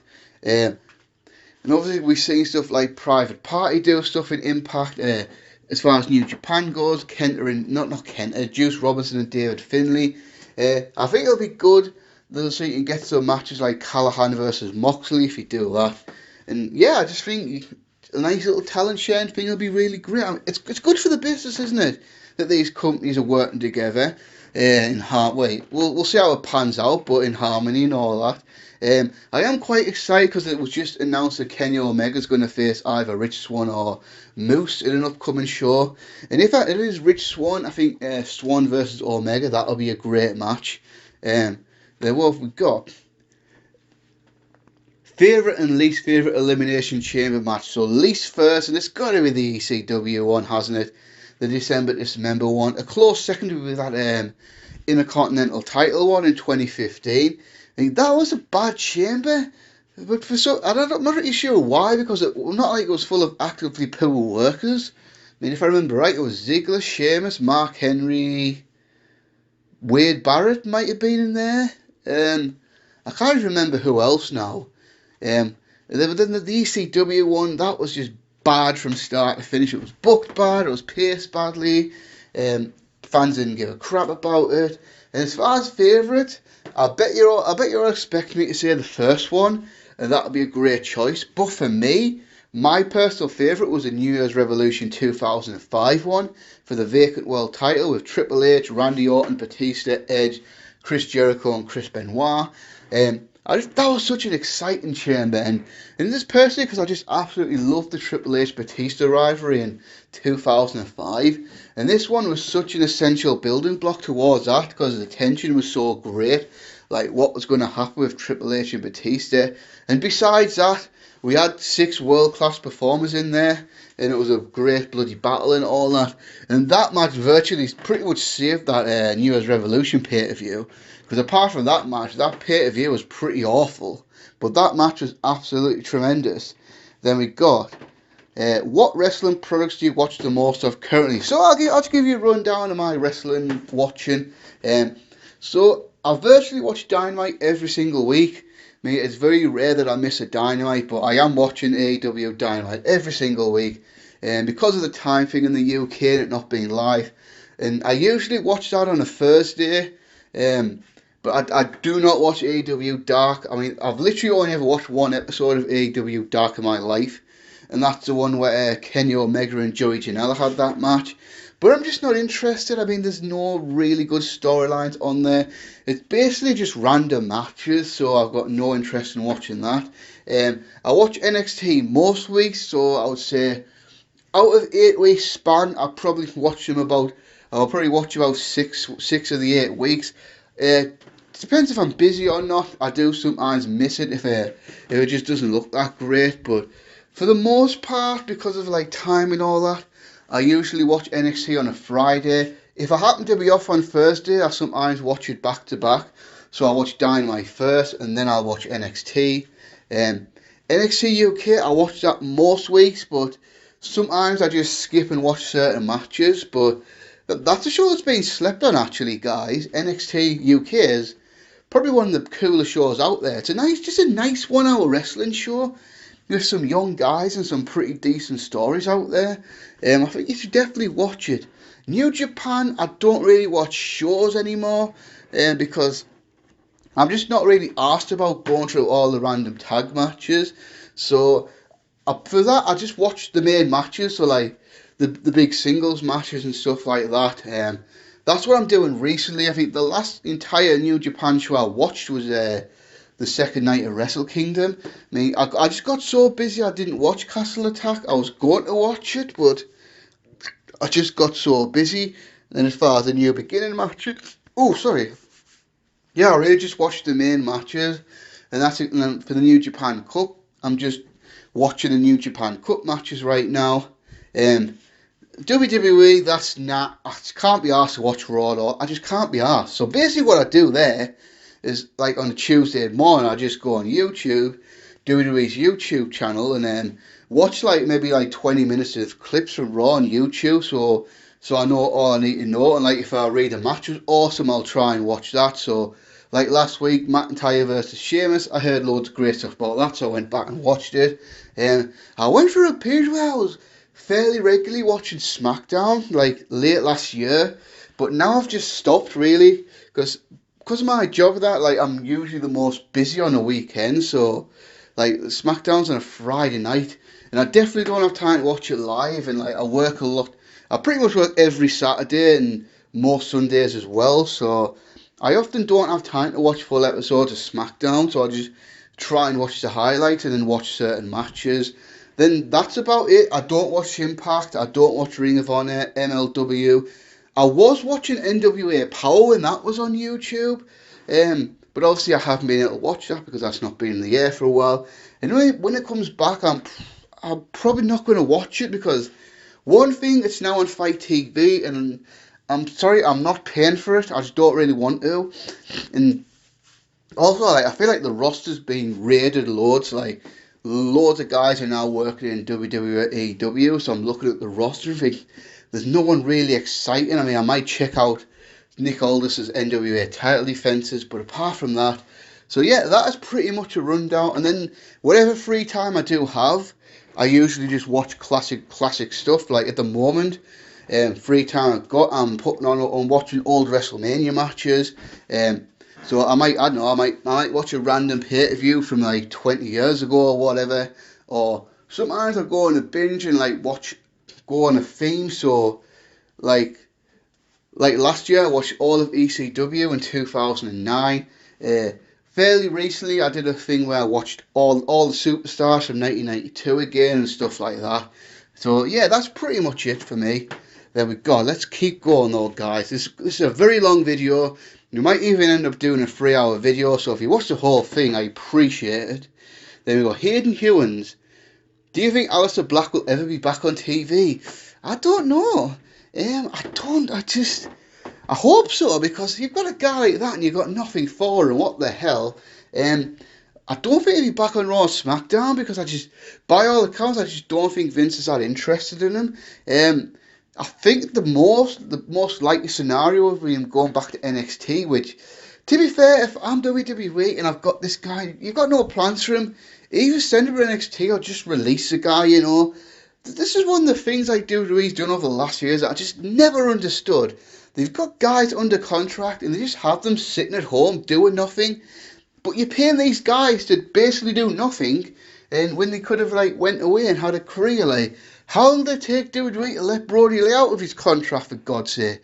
He was pretty much MIA for like at least a year. You know what I mean? So I just don't see him back on Raw or SmackDown. I mean, he deserves to be on one of the main shows, but I just don't see it. I think more than likely he'll probably go back to NXT, which, to be fair, I think he'd have a great run in NXT right now. I think they need someone. I mean, maybe him and Karrion Kross or something.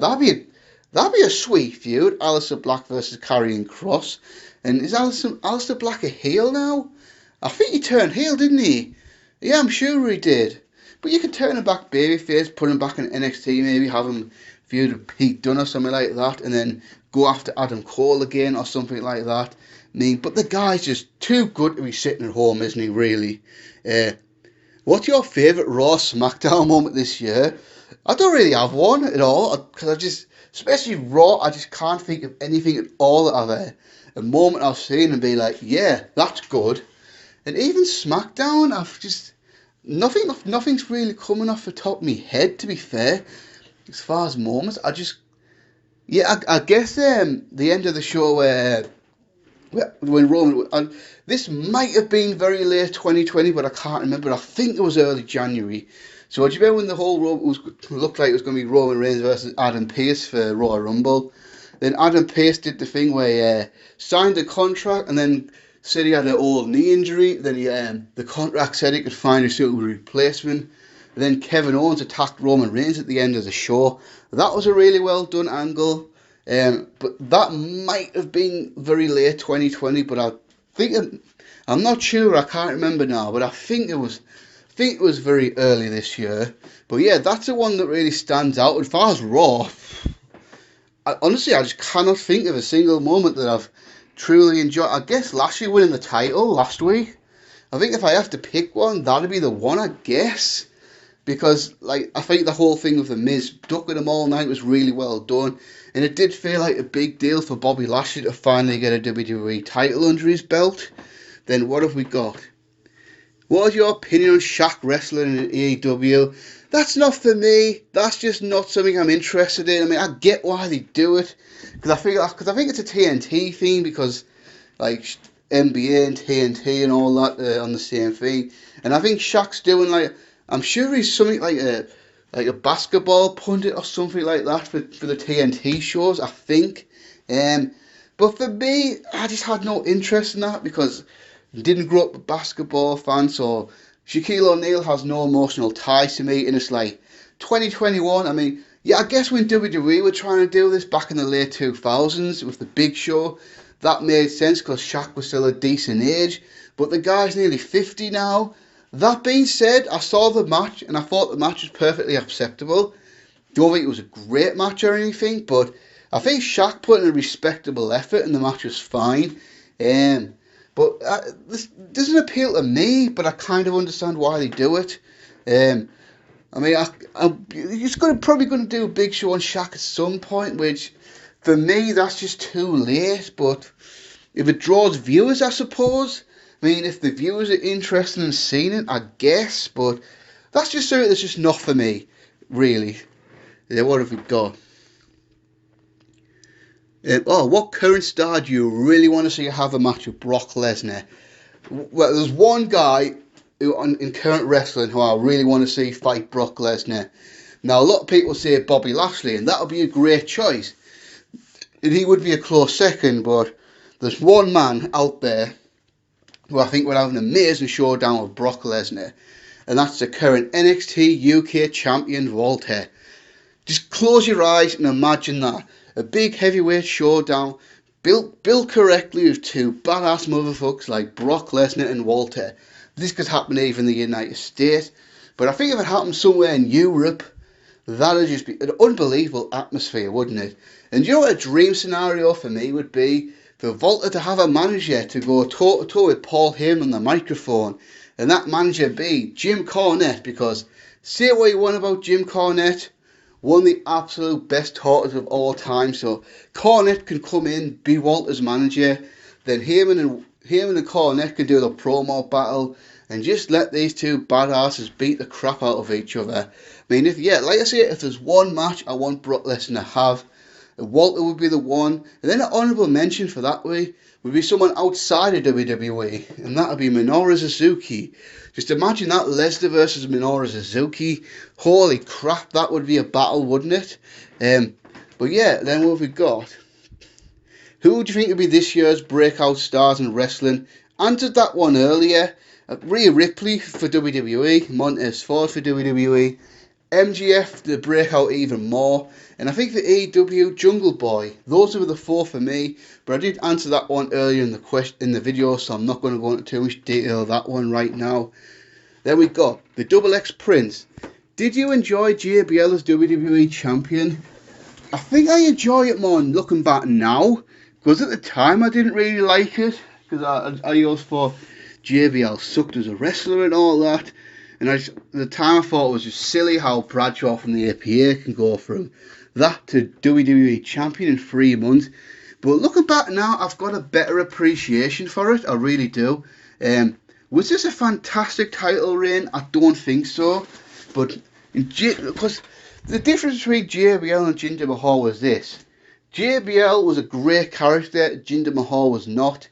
And JBL actively grew in the role. Because at the time, I think everyone was just like, what the fuck is this? Why is JBL WWE Champion type thing? But I feel over time, the guy grew into his role and eventually got to be accepted as a main eventer. Because it's just such a strong character. And I feel it ended perfectly as well by losing to a young guy like John Cena at the time at WrestleMania. Now, did we have loads of awesome title defenses? No. But I do feel overall JBL was an entertaining WWE Champion, and the run is probably a little bit underrated now in history. I think if you're looking back at talking to people at the time, we all thought they sucked and all that, but yeah, it was actually a pretty good reign in all fairness. Then we got, what are your thoughts on AEW having the big matches and moments and not saved for the next pay-per-view? Example, Omega versus Moxley, and Sting's arrive from winter is coming. Well, you got to think there's only 4 pay-per-views a year, so how much can you save? Yeah, so I feel like if you did all that and they had monthly pay-per-views, then yeah, you'd be right to criticise them. But they only have 4 pay-per-views. They have Double or Nothing, All Out, Full Gear, and Revolution. So in that time, you've got to have stuff for Dynamite, haven't you? So I think they're on the fine line right now. They are giving away a lot of stuff on Dynamite, but they do have stuff saved for pay-per-view as well. For example, I think that Omega Moxley match, I think you have to do it there, because if you did it, because Omega was number 1 contender, wasn't he? So what was he supposed to do? Wait from Revolution, Full Gear to Revolution? That would have been 3 months. So I feel like you needed to strike when the iron was hot there. And I think Sting coming in December was great as well, because then you got to build to this. So you had December, March. So there was 4 months, near enough 4 months of build from Sting coming into that Revolution match. So yeah, I think they do it. What I do like is having 4 pay-per-views a year. You can maybe have a Dynamite every 6 weeks as a pay-per-view quality type card, such as the Fyter Fest cards that they do, New Year's Dash, what they did earlier this year, and what was it, Beach Break and stuff like that. So yeah, I'm totally fine with it. Because like I said, there's 4 pay-per-views a year, so how much can you save type thing? And they've got to improve the ratings, haven't they? Let's face it, the ratings have kind of stagnated. They usually get about 750 to 800,000 viewers. So they've kind of hit a wall on that number, haven't they? They haven't really grown the audience yet. So I feel like if you do stuff on Dynamite, that's why they do it, to attempt to improve the ratings. And I am going to be interested to see what the ratings are after NXT moves on Tuesday. But yeah, I have no problem with what they're doing right now. Do you think Matt Riddle's trash talk will hurt him in the long run? Oh God, yeah. Obviously I think it's kind of cool what he does, because he's got no fear and all that. But wrestling's a political game, and if you're making enemies like Brock Lesnar, that's because apparently Brock Lesnar can't stand him. He even made an enemy out of Seth Rollins fairly recently. So I'm sorry if you're pissing off the top guys in the business. The top guys are going to go to Vince and tell Vince about him, and that's going to put Vince off pushing him. So I'm sorry, you can't do that now. Because if you piss people off, you get buried. And I feel that's what's going to happen with Matt Riddle. It's a shame, but I think that is what it is. I think because obviously he's had problems with Goldberg in the past as well. So if you keep pissing off the wrong people, that's eventually just going to bite you in the arse, and probably means Matt Riddle's probably never going to go any further in WWE than what he is. And obviously, if you get the reputation of having a bad attitude, that's going to put people off working for you. So if Matt Riddle leaves WWE under a bad cloud, that may potentially put off other companies from using him, because they hear, oh, this guy's got a rotten attitude and all that, I don't really want anything to do with him type thing. So yeah, now this is a good one. What do you truly believe killed TNA? Now, in a sense, it's not really dead. It's because technically it's still alive, it's Impact Wrestling, but I know what you mean, kill TNA offers a viable alternative and stuff like that. Because back in its peak, TNA was doing about 1.5 million viewers a week, and then even towards the back end of Spike, it was doing 1 million viewers a week, and then now it's just completely off the radar. So I think there's a lot of reasons TNA ultimately collapsed, but I've had to say, what is the one big fuck up that they did? The one thing that fucked them up and they never recovered from. And for me, that was trying to do the Monday Night Wars again in 2010. That was just such a disastrous move. So TNA, they were ill prepared to go after WWE. It's a sort of, and AEW need to look at this. AEW should never ever try to go head to head with either Raw or SmackDown, because say what you want about WWE, but the numbers are there. Raw's numbers are about twice as high as Dynamite's are, and SmackDown's is even more so. And at the time, if you remember 10 years ago, that was 11 years ago now, wasn't it? The Raw's ratings were probably twice as high in 2010 as they are now. So, and TNA was a small company, did not have the finances that WWE had, didn't have the fan base that WWE had. And just because Hogan and Bischoff came in, they tried to recreate the past and go after WWE. And the results were disastrous, weren't they? I mean, I think like TNA lost about half of them because they had a nice little audience on Thursday nights on Impact, didn't they? If you remember, I think, like I say, I think there's about 1.5 million viewers, and I think by the time they finished the run on Monday night, it was like 800,000 people, maybe even less. And if you remember when they went back to Spike, a lot of the viewers didn't come back, and they never ever recovered from those ratings. And then I think another factor is, I think when Spike TV pulled out, they kind of lost the nest egg, because they're a nice little station there on Spike, weren't they? And I think Spike actually saw TNA alright. I think Spike did help TNA out a lot, and then they went from a smaller station to smaller station to smaller station, then eventually went off the radar, and it's just a shame. But yeah, I would definitely pinpoint the failed Monday Night Wars is when TNA started to die. Then your thoughts on mixed gender matches. I don't mind them. I think they're alright. There's another question about this later on, so I'll talk about it a bit more. I mean, I don't mind them as a novelty type thing.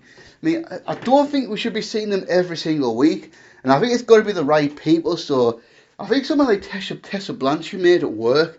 So I think as long as wrestling's smart about it, they don't have anything silly like Sasha Banks beating up Roman Reigns or something like that, I think it'd be fine. I think it makes more sense to do it with a smaller man such as AJ Styles or Daniel Bryan.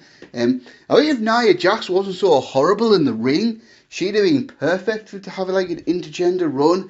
But she's just terrible. So, but I think like because obviously with her size, she's bigger than most of the men, so it would work. But yeah, I don't mind it as a novelty, but I don't think it's the sort of thing you should see every week. I think it's the sort of thing we could see like maybe once every 2 months or something like that. Then that's the last question for you. Then we got Further Shield, favourite Raw and SmackDown theme. I think the SmackDown one's obvious. I mean, it's got to be the Marilyn Manson Beautiful People theme from 2001 to about 2003, I believe. I wasn't really a big fan of that rap song that SmackDown had in 2003. I mean, the original theme, looking back, that original theme was kind of terrible. I mean, the tune was catchy, but the lyrics, what the hell was he saying? Whoever was singing that was just babbling random shit, like, what are you saying? I can't understand the word you're saying. The Drowner Pool one they had, in like the mid-2000s was really good, but I think the Marilyn Manson one's favourite. Then Raw. I expect you probably think I'm going to say the classic Raw's War one, aren't you? And that's a great choice, but I did love the Union Underground one that they had from 2002. I want to say till about maybe 2005, 2006, I think. Which year is one where it changed it? That whoa, that one, the Papa Roach one, that might have been 06. But I think the Ruthless Aggression Union Underground theme was awesome. Yeah, I love that theme. That's probably the best one. There we go. Favourite non-4 big pay-per-view theme song? Yeah, easy answer here for me. Evanescence Bring Me to Life for No Way Out 2003. That was because I was obviously a teenager in the 2000s, so Evanescence was the kind of music I was listening to back then. And to be fair, I still think they're really damn good. And this was obviously the era of WWE having cool rock songs as a pay-per-view theme. But usually the Big Four had the best ones. But as far as the non-Big Four, this was awesome. I love this song. I mean, this was back in the day of Kerrang! How many people are old enough to remember sitting at home watching music channels back then? Is anyone old enough to remember that? On all the music channels of Sky, like MTV and Kerrang! And all those sort of stuff. I mean, I'm pretty sure kids still do that now, but now it's all goddamn Spotify and Apple Music and all that shit. But back in the day, before all these fancy devices, you either had to have it on CD or download it on the internet with shitty download speed, and it was more likely going to be a virus. So a lot of us was just I remember, yeah, those summer days chilling out watching music channels there, and that was one of the big ones that was going around at the time. That was just a great theme, awesome theme. I'm so glad that is on the WWE Network still, because you go to some WWE Network, some of the music edits just annoy me, but that one's intact on No Way Out 2003 on the WWE Network, or at least it was last time I watched it. Maybe it's changed now, I don't know. There we go. Guys from the 80s, 90s, 2000s and 10s who should have had a world title run that didn't. So 80s, that one's hard because in this era the WWE title didn't change hands very often. So who the hell did you put in there? Obviously Bob Backlund was a champion for the first part of the year. So the only thing for early, I think, this, obviously in hindsight it would have been a mistake to do this, but looking at the time, if someone like Jimmy Snuka had the title in 82 and the rest of 83, and he'd have been the one to drop the belt to the Iron Sheik, and then, because obviously Hogan was a champion for 4 years, and you don't really want to do that. Macho Man was champion for a year. So I think the one really is DiBiase's probably the only one, or maybe even Piper. So I think DiBiase or Piper for the 80s, 90s, again, a tough one, because before the Attitude Era, titles didn't change hands very often, so you could say possibly either Rick Rude or Mr. Perfect could have had a 1991 title reign. I think a lot of people suggested to me, what if Rick Rude had stayed at the company and Rick Rude had Sergeant Slaughter's WWF title reign? Then it was Hogan versus Rude at WrestleMania 7. Would that have been better? Yeah, I guess. And as far as a bit later on, the 1990s, I think Davey Boy Smith could have had at least one title reign. I think Owen Hart could have had a brief title reign in 1994. But I think if things had gone better for Vader, and Vader could have been the one to end Shawn's reign of Survivor Series, and obviously when things changed, he could have had that second reign going to WrestleMania 13. So I think Vader would definitely be one. 2000s, I'm not sure about that, because remember, this is a time where now we had 2 world titles, and world titles would change hands a lot more frequently, so pretty much everyone that was anyone who was turned to be a main event guy got a title reign at some point. I mean, maybe MVP could have been at least the world heavyweight champion back when like the world heavyweight championship was a number 2 belt. So if you kept MVP's push going, maybe he could have had a reign in like 2008 or 2009, because he did have a lot of the skills. I think Kennedy, if Mr. Kennedy hadn't have like fucked up so much, he would have been absolutely nailed on to have a title reign. And I've always believed in my heart, if Bobby Lashley never quit WWE in early 2008, he would have been the WWE champion at some point in 2008. I just think he would have done. So I think you have to pick one, MVP. And 2010's the same. We've had 2 world titles for the past several years, and titles change hands fairly frequently now. So it gives people more opportunity. So I'm really struggling to think of one for the 2010s. I think if he hadn't been injured so much, I think Wade Barrett could have been the champion. Or if John Cena hadn't buried the Nexus, I think maybe Wade Barrett could have had at least one of the world titles in the early 2011, 2012 type period. So I think he definitely stands out as one. And then so after the rest of the 2010s, I can't really think of anyone, because I think most guys did end up getting a world, even like someone like Kevin Owens got a Universal title reign. I mean, it was only one reign, but still. And Finn Balor had a very, very brief reign. So I'm kind of struggling to think of who. I suppose Samoa Joe could have... No, actually, I'll take that back.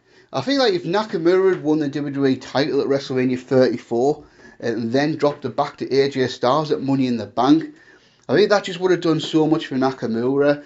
And I kind of feel Nakamura never really recovered from that type thing. So those are the ones that stand out to me. What have we got?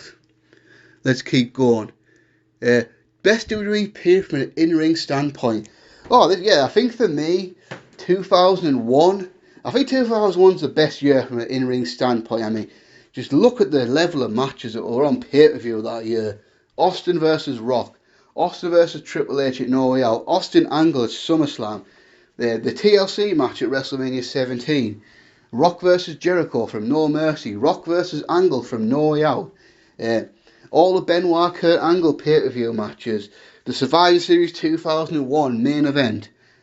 some of the RVD Jeff Hardy showdowns, then TV matches like Benoit and Jericho versus Austin and Triple H, the third TLC match on SmackDown, Austin versus Benoit on SmackDown.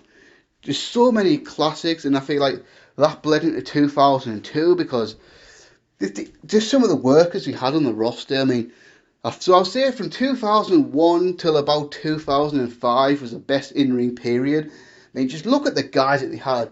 Kurt Angle in the prime of his career, Chris Benoit, Eddie Guerrero, Chris Jericho, Shawn Michaels had come back and was arguably as good as ever.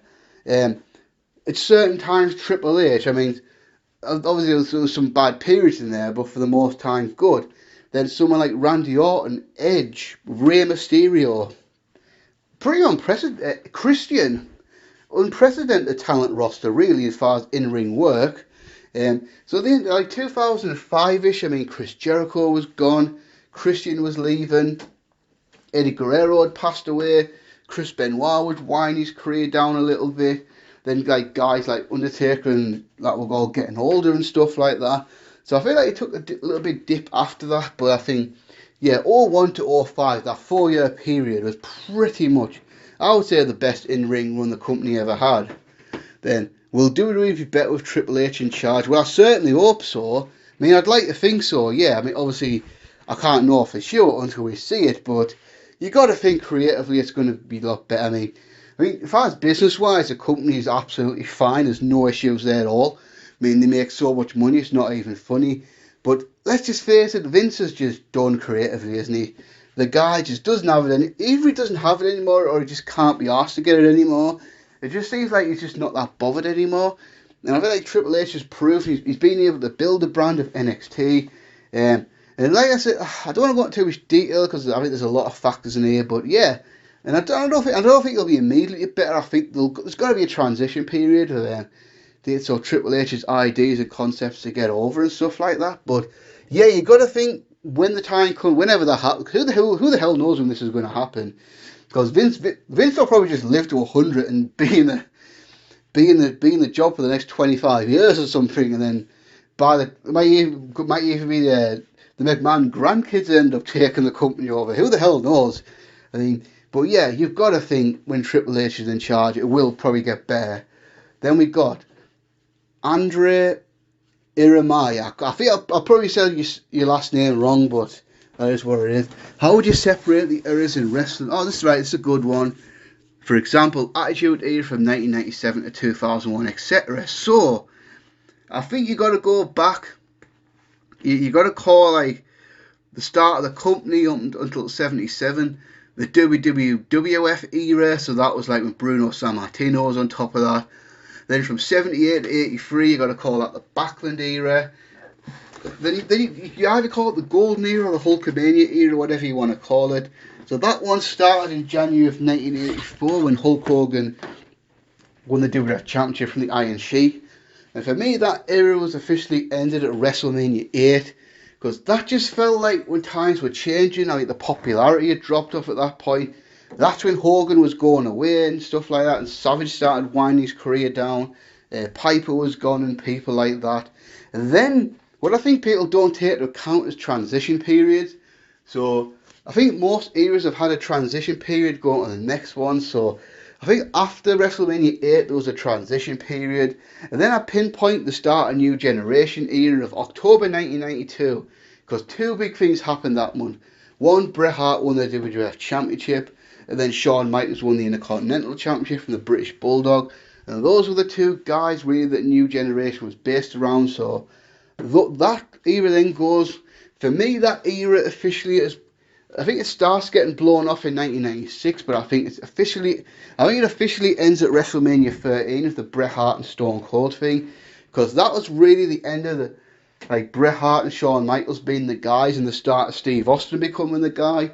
And then again, another transition period, because the Attitude Era just didn't just happen.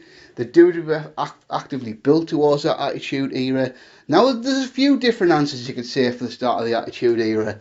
I think the WWE 13 one kind of claims that it started with DX. Other people would say the Montreal Screwjob was the one that started it.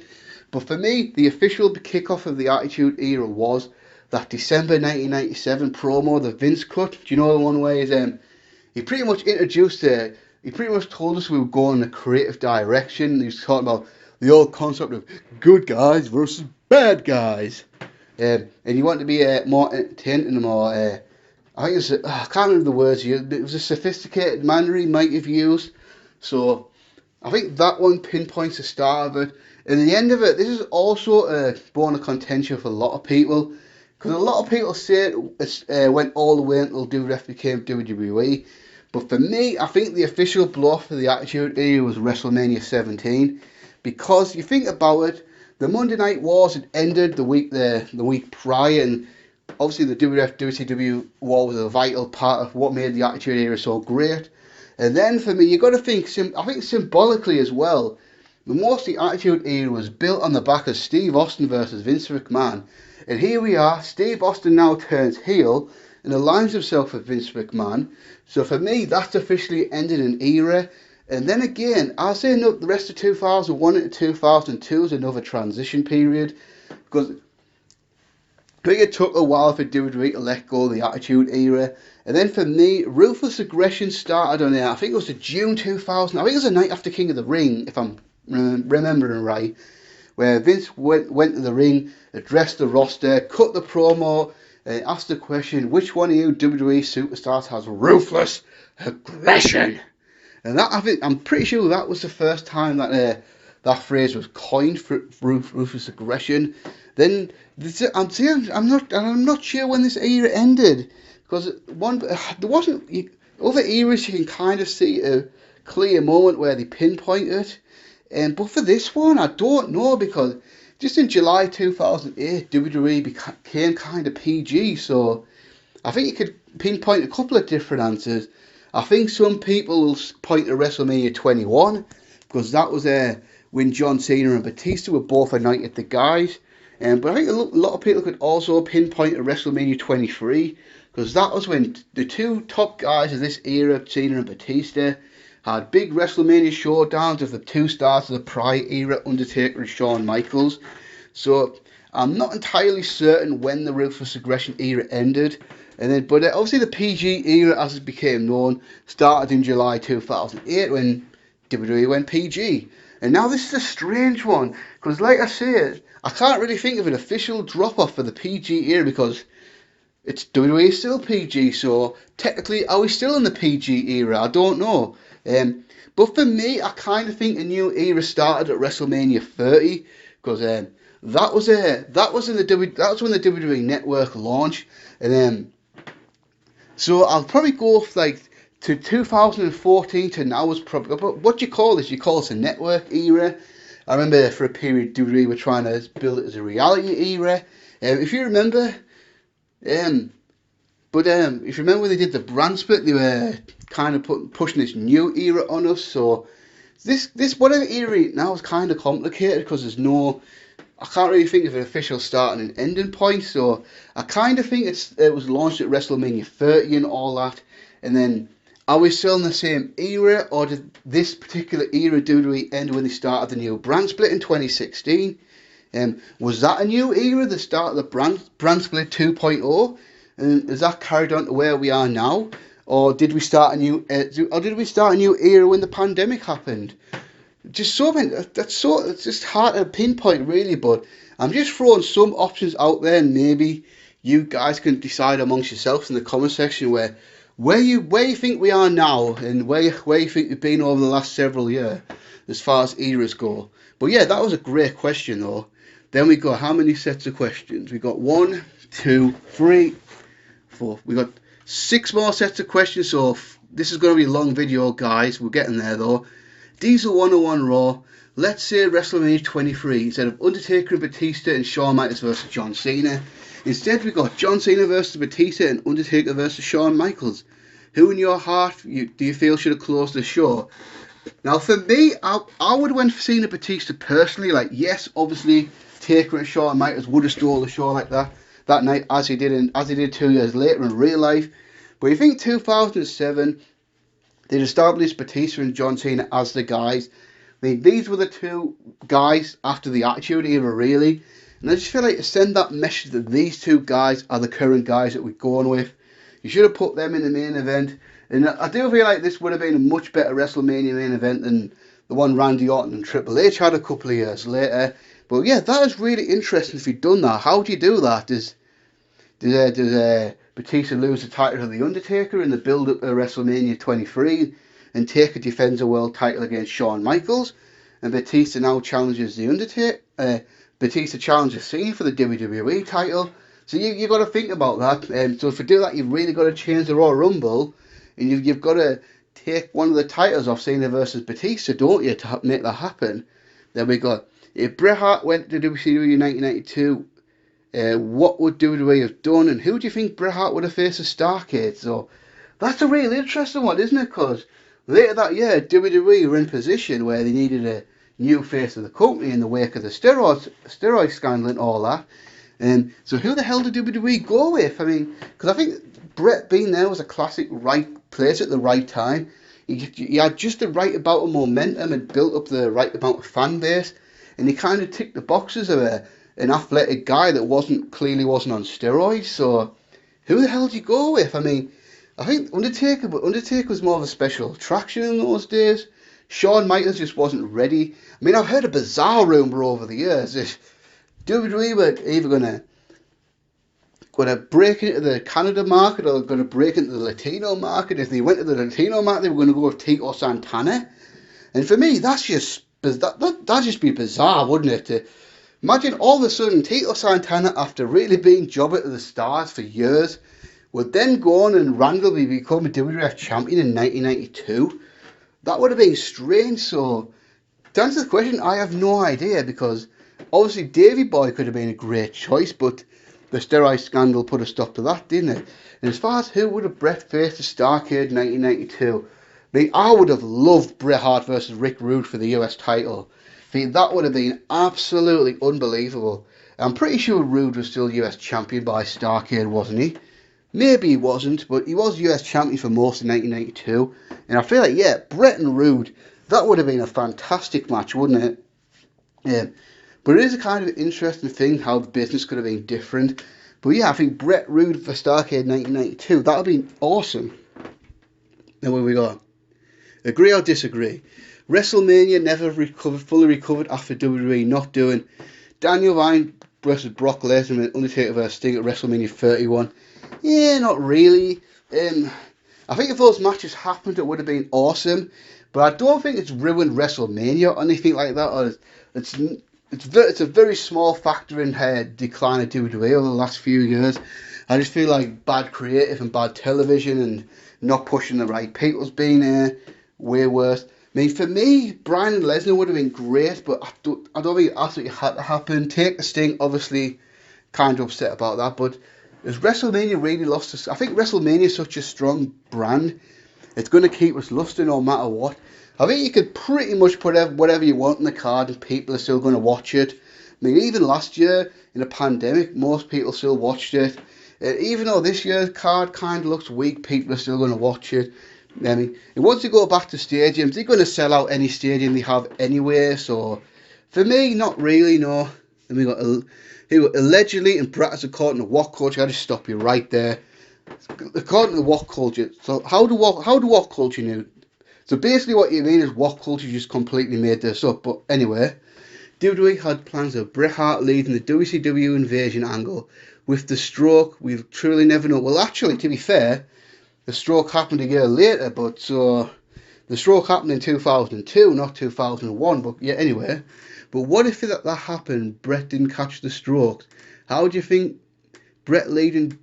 How do you think that would have turned out? I mean, in theory, it would have been good. I mean, obviously, it would have made sense actually. To be fair, if Vince's greatest enemy, Bret Hart, came back to lead WCW to try and destroy the WWF. I mean, like I said, this is according to what culture, so basically they've completely made this up. But hypothetically, if it did happen, it would have been pretty awesome. In fairness, because obviously Bret hated Vince at the time and all that, and they could have did all the stuff from Montreal. And obviously, if Bret hadn't got the stroke, because if you remember, Bret got all the concussions, so it's questionable if Brett could have wrestled anyway, if you think about it, because those concussions were career-ending. But as we've seen over the last few years, Daniel Bryan's managed to come back, Christian's managed to return, so maybe with the right doctors and all that, Brett could have came back to do something in 2001 in ring. I mean, if they did like Brett, they could have done Brett versus Vince at Survivor Series 2001 or something. And yeah, I think it definitely would. I think it would have improved things, but I still think the bad creative would have been there. But I think hypothetically Brett would have made things a little bit better. Then we've got agree or disagree. In capital letters, the only mistake WCW made of Bret Hart versus Sting was them not having a babyface versus babyface straight match of a clean winner. Hated the fact that someone had to be a heel, had to cheat, or neither man had any business being a heel in 98, 99. I don't know. I think you might have a point there. But you think about it, I think so. I think you're probably right, to be fair. I think if it was face versus face, but then how would you do that? Just have a rivalry down to respect, or have one of them be the world champion in 1998 and have the one be the number one contender or whatever.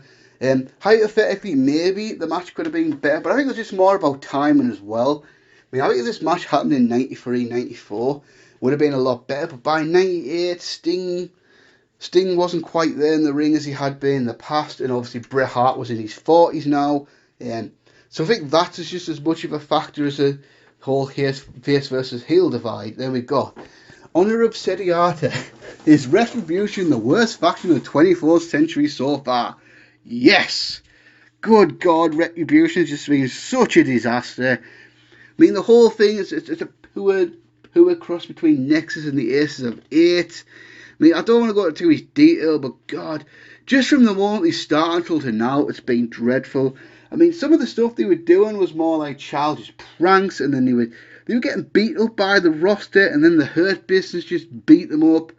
And as much as I like Mustafa Ali, is Mustafa Ali really a big credible leader for a big time faction? No, not really. I think the second worst was probably Aces and 8, like 2012, 2014, whenever that was. But yeah, Retribution's been dreadful. Then there's Brock Lesnar versus Bobby Lashley versus Drew McIntyre.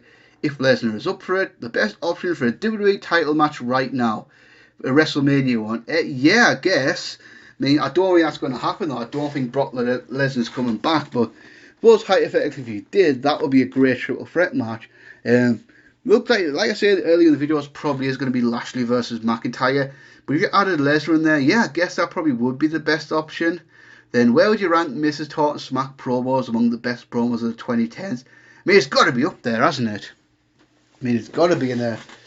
It'll easily make the top 10, maybe even top 5. I mean, obviously I think the most iconic is the CM Punk Pipe Bomb promo. I mean, enough's been said about that over the years. Think another one, do you remember the one where Cody Rhodes cut on Jericho right before Full Gear?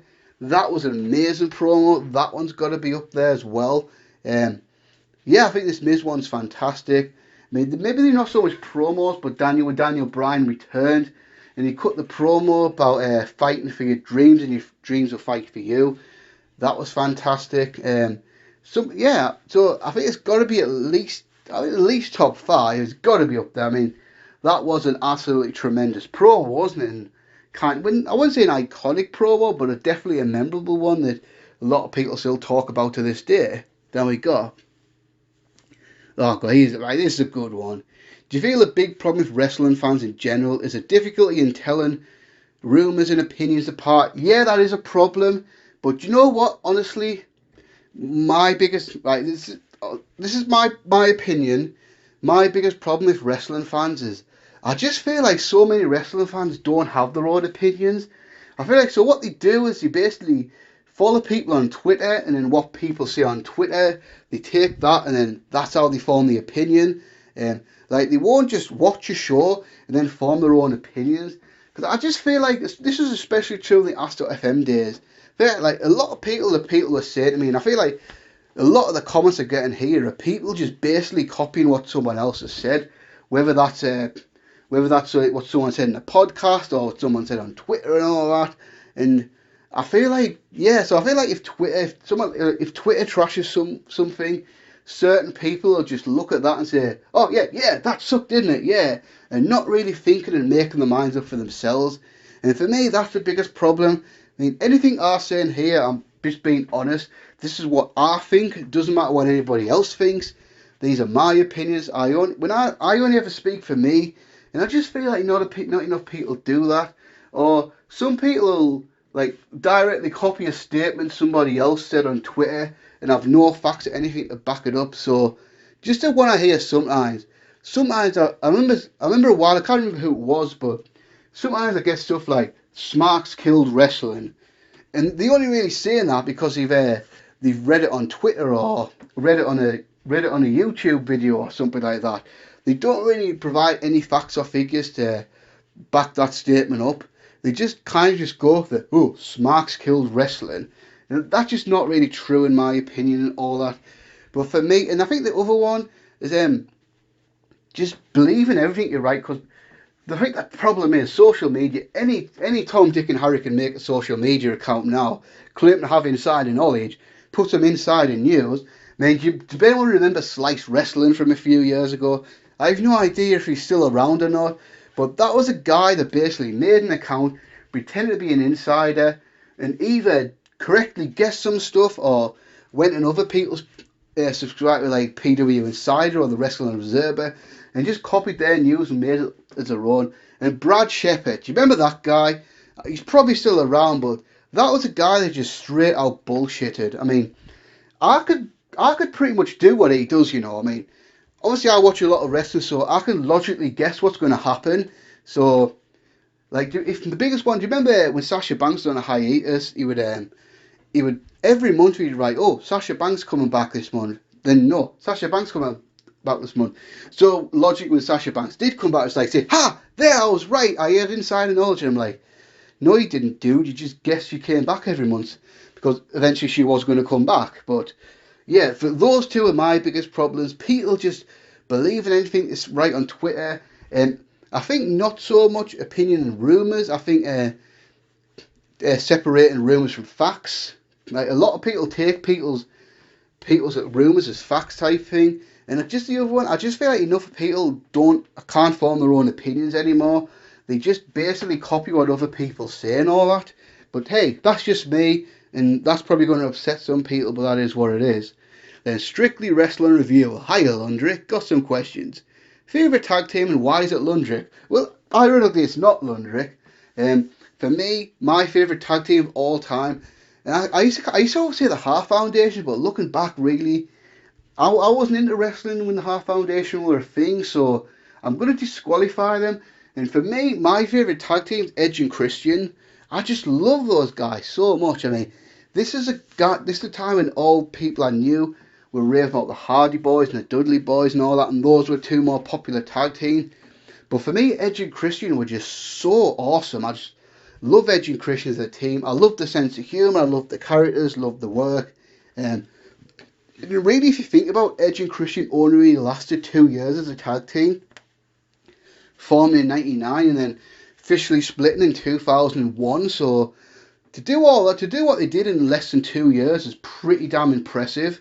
This is a good thoughts on sport entertainment versus pro wrestling. I just think it's stupid. I mean, sports entertainment and pro wrestling are the same thing. It's just a different style. And really, sports entertainment does not exist. It was basically a phrase Vince McMahon came up with in the 80s to kind of sway sponsoring and advertising and stuff. That no, we're not pro wrestling. We're sports entertainment, damn it. And there's a quote years ago. I mean, I read this in the Power Slam magazine about 15 years ago, and it's always stuck with me to this very day. They're doing an interview with Jim Cornette, and Jim Cornette made this great point. Basically what he said, there's really no such thing as sports entertainment. I mean, did you go to your buddy last week and go, hey, did you watch that sports entertainment show on pay-per-view? Or, hey, did you see what they did on the sports entertainment show last night? Or, hey, did you get your tickets for the sports entertainment this week? No, it's pro wrestling. I mean, it's sports entertainment. Good God. It's just really something that exists in the mind of Vince McMahon. Pro wrestling and sports entertainment are just the same thing. It's just a different style of wrestling, that's all. This is a good one. What are your thoughts on the YWC pretty much being the YWWEC in brackets? So many channels, especially the ones with wrestling in the name. The whole video archives is based on WWE content when there is so much more wrestling and better content. This is a good one because I could answer this one personally. Yeah, I think the thing is though, like, for me, the WWE pay-per-view reviews do the best. Like the WWE pay-per-views review that I do have the most views, the most likes, the most comments. I mean, that's just where it is. I mean, WWE, for all's fault, is still the most popular wrestling brand in the world, and it's probably always going to be that way. I mean, I could do a lot of independent shows, but I just know if I do something like a random Joshi show or something like that, not many people are going to care. I mean, sometimes I do random stuff like that, and I maybe get 1 or 2 comments max, maybe 4 or 5 likes, like 200 views or something, but just the facts are WWE pay-per-views do the best numbers on my channel. That's just what it is. I mean, because the reason I have a lot of WWE content is simple. Most of my subscribers expect me to do that. I mean, if I didn't do it, I'll be getting questions. Oh, so when you're reviewing Fastlane, or are you going to do Elimination Chamber or whatever? So basically, I do it because people watch their channel expect me to do that and want me to do that. So I do understand what you're saying, but at the same time, you've got to look at this logically. More people are going to watch videos about WWE than they're going to watch it from like MLW or whatever the hell. It just is what it is. That's basically why I do it. Basically because more people watching the channel want me to do WWE than they would want me to do MLW or whatever. I mean, but it is a fair point though. I mean, fair enough. It is what it is. But for all the faults of WWE, more people watch WWE than any other promotion. So it is what it is. Then we've got Adam McCallion. What do you think was the worst match in wrestling history? Said this one a few times. I'm not going to go into detail again, but that bloody stupid cage match that they had at Uncensored in 1996, the Mega Powers versus the Alliance at Hulkamania. Hideous match, absolutely. Especially as far as mainstream wrestling shows. Anyway, I'm sure they probably were wrestling worse matches like really low rent indie shows and shit like that and whatever and whatnot. But as far as that one, it's got to be that one. What do you think is the most iconic moment in wrestling history? Yeah, it's got to be Hogan slamming Andre at WrestleMania 3, right? That seems to be, or just that match in general. I mean, that is the biggest match ever in wrestling. So you could either say the stare down at the beginning of the match or the finish of that match. I mean, I don't think that match will ever be topped for bigness.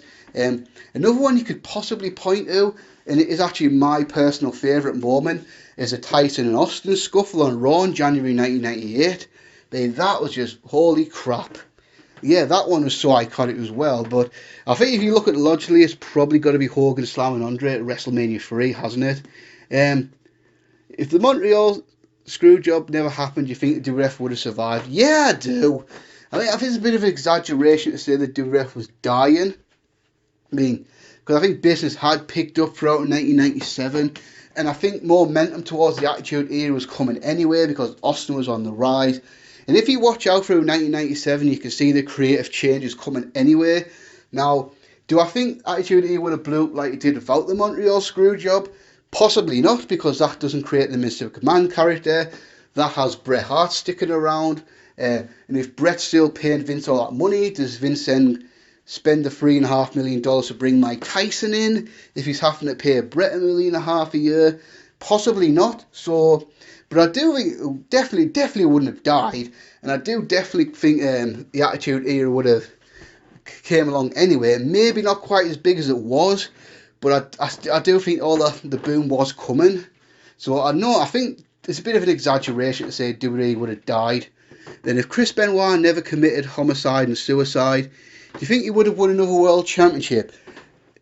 Now this depends. Do you count ECW title as a world championship? I personally don't, but I think some people do. And if that's the case, then yeah, because I think he was actually scheduled to win the ECW title that night. But as far as the WWE the World Heavyweight Championship, no, I think that was all past. I think Chris Benoit was in his upper mid-card role now. He was US champion. If he went to another brand, he would have been in the Continental champion.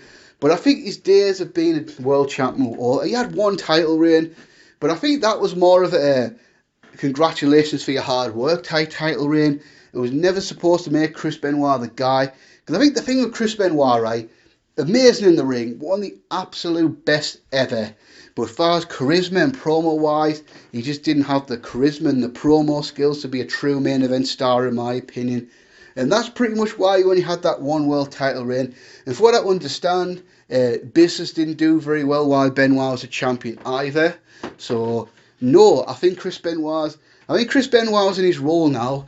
He would have probably been a top guy in ECW for however long he was going to be there.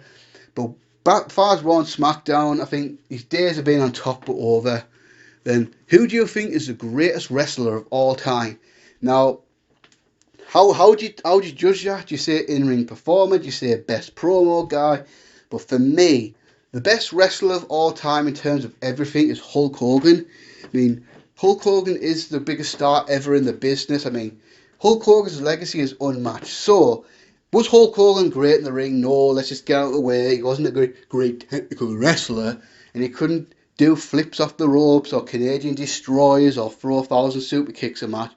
But as far as the bottom line, drawing money and all that, Hulk Hogan, he was the top draw of the AWA from the early 80s, and obviously what he did in WWF was just unmatched. I mean, being the first wrestler on Sports Illustrated, basically building Wrestlemania off his own back. Him and Andre drawn over 90,000 people at Pontiac Silverdome, drawn a 10% buy rate.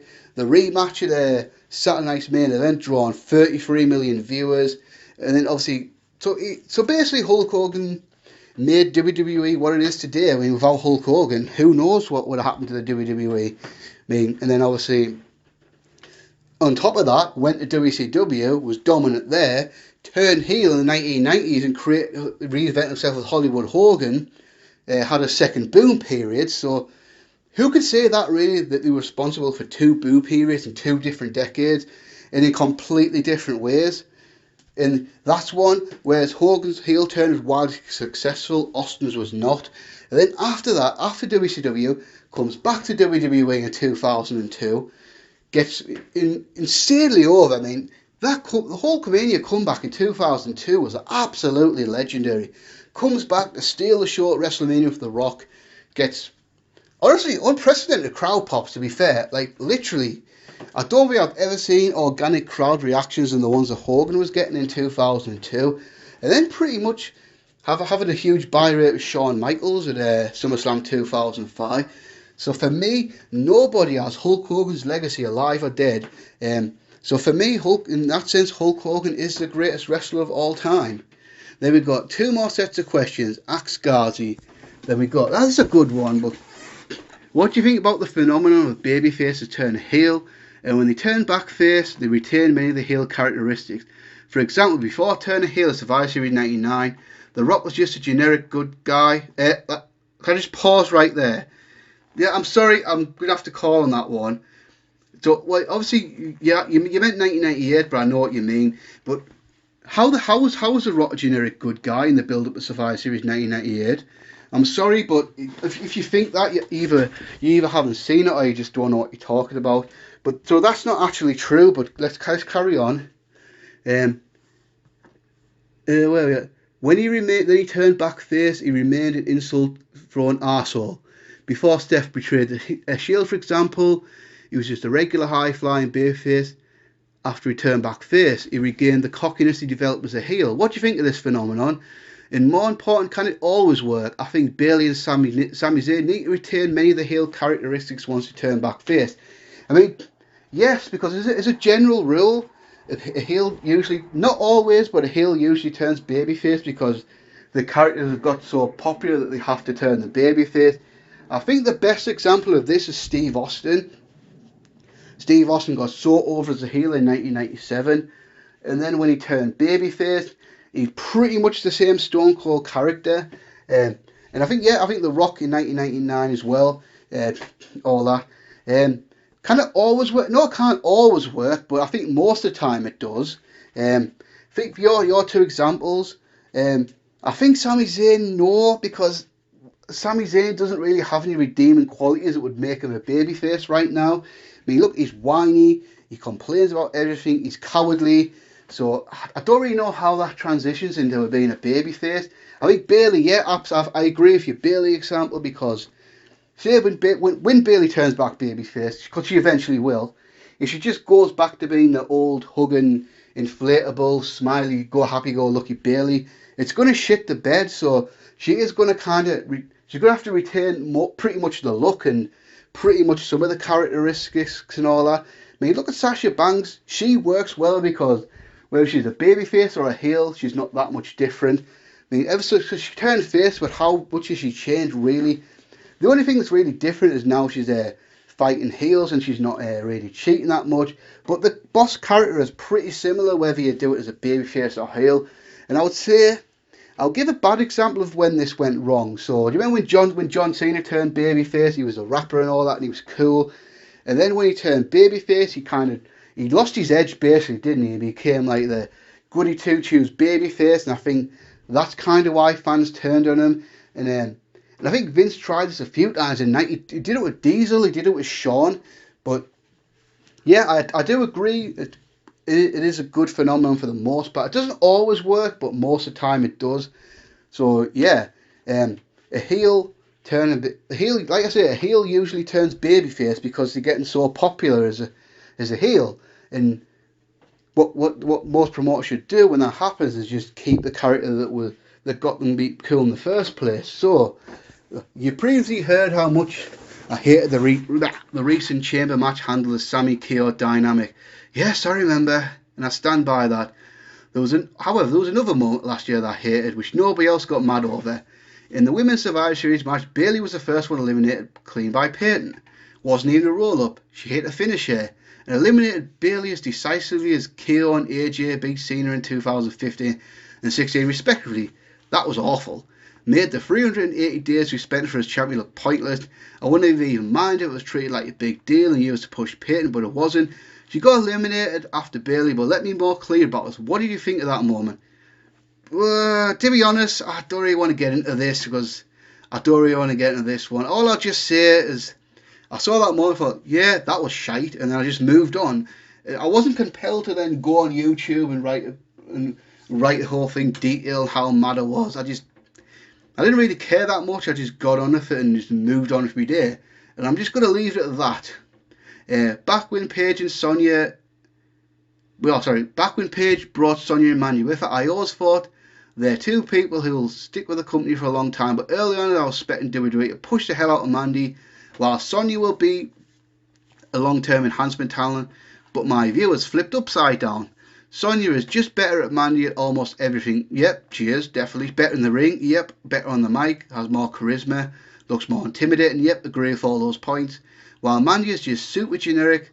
There's a shit ton of women that in the company that are the same character as Mandy. I don't think she can do it. And now I believe Sonya will be a main event level wrestler who will compete with the likes of Charlotte and Becky, while Mandy will be a long-term enhancement. My question is, have you had a similar experience with these two I've had, or do you disagree?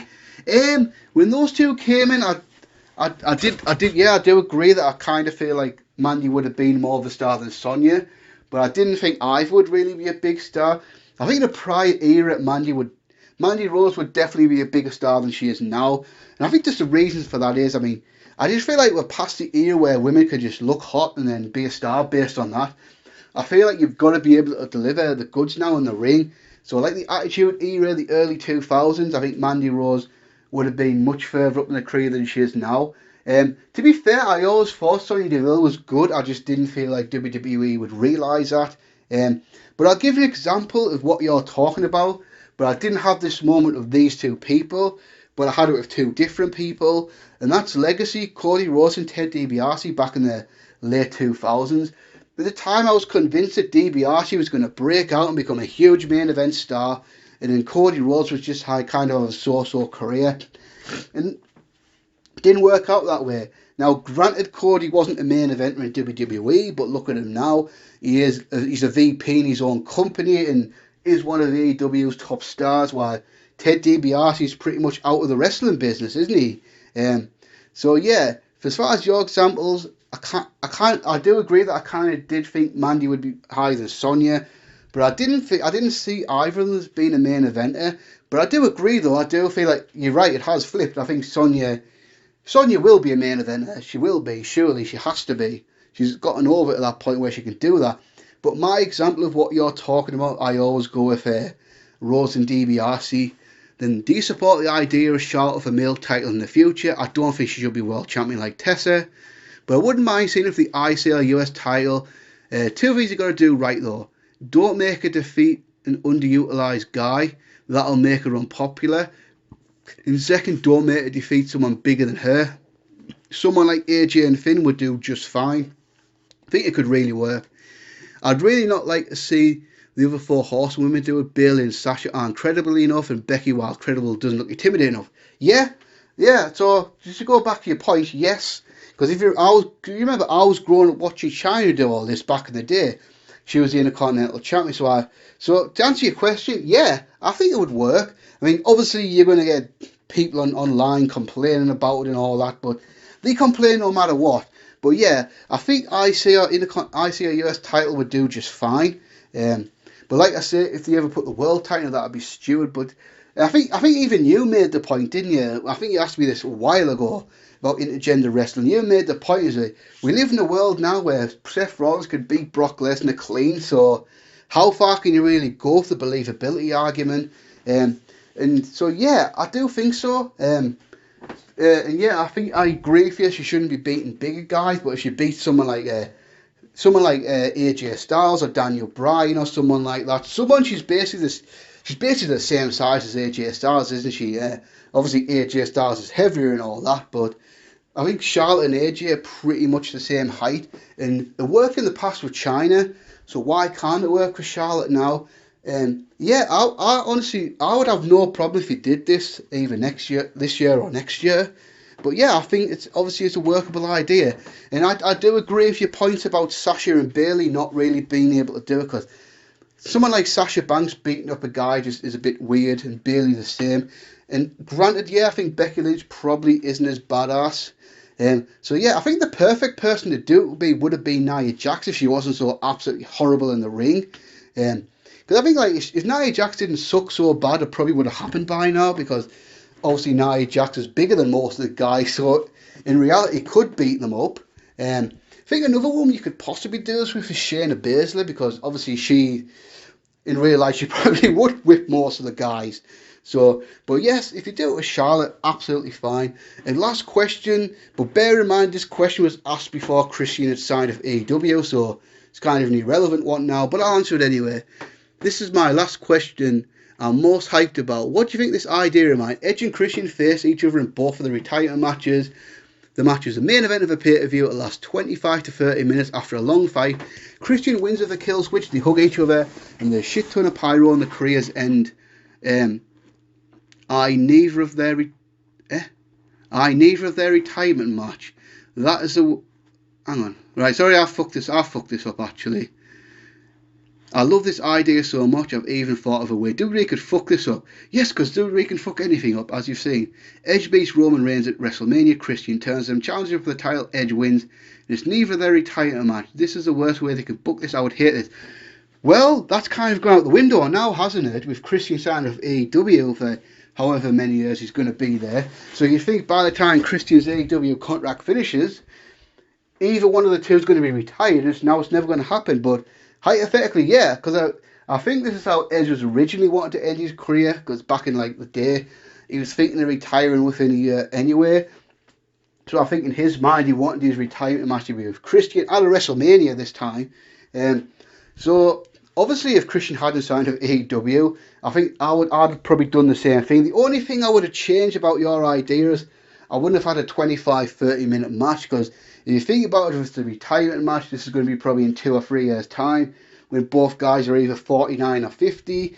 So do you really need to see guys of that age having a match that long? I think if you did it in 15 to 18 minutes, it would have been just fine. And yeah, I think if both guys had the retitle match, I would have had Christian go over too. But if Edge went over, I wouldn't have been that upset about it, I think. But yeah, I think obviously if Christian hadn't signed with AEW, this probably would have been the best thing they could have done. And yeah, I agree actually, probably the whole Christian turning Edge after WrestleMania would have been a good way to fuck it up. And something they probably would have actually done. Now, we're finally near the end now. What a long video this has been, guys. So thank everyone for watching. The last set of questions from Tiger Zia Gamer. What is your least favourite Chris Jericho gimmick? For me, it's got to be his original WCW character when he came in 1996. And he was just generic babyface number 5. That was pretty much it. He was pretty much a typical babyface from 1984. But here we go, it was 1996. He kind of cut lame promos, didn't have a character, had the most generic theme music ever, which I found out later was actually just stock music that Turner had, that he used the baseball highlights back in the day. Yeah, it was just a terrible character. He was always really good in the ring, but he was pretty much the typical 80s babyface. But it was in 1996 and people hated that character back then. Because after that, pretty much all these gimmicks have been at least good. I mean, obviously Y2, the heel run WCW was awesome. Y2J was great. Honest Man, best one ever. Even the 2012 one was good. I wouldn't say it was amazing. Then obviously the whole thing of Kevin Owens in 2016-17 was awesome. Then the Painmaker of New Japan was awesome. I mean, Le Champion in AEW, great. I say if I could give it a second worst, it would maybe be the brief time that he was Y2J again when he came back in 2007 until he finally turned heel. But I'll give Chris Jericho credit. He pretty much recognised that that character wasn't working and actively changed it. But I just felt like when he came back in 2007 with short hair and all that, he was a little bit older now. And he was pretty much trying to be the same Chris Jericho he was in 2000. And I just feel like wrestling had moved on to a more kid-friendly Cena era. And the whole Y2J thing just wasn't working anymore. But those two definitely stand out. Favourite Tanahashi versus Okada match and why? Well, the favourite one is the Wrestle Kingdom 10 match. And it's simple. Because, obviously I think just as the match, it was just clearly better than all the rest as far as action and all that. But I think the story was because this was a culmination of everything. From the time Tanahashi came back from excursion to be a cocky little shit and then challenge Okada challenged Tanahashi for new beginning. Then Okada shocking the world to become the IWGP Heavyweight Champion. The end game was always going to be Okada eventually supplanting Tanahashi as the face of the company.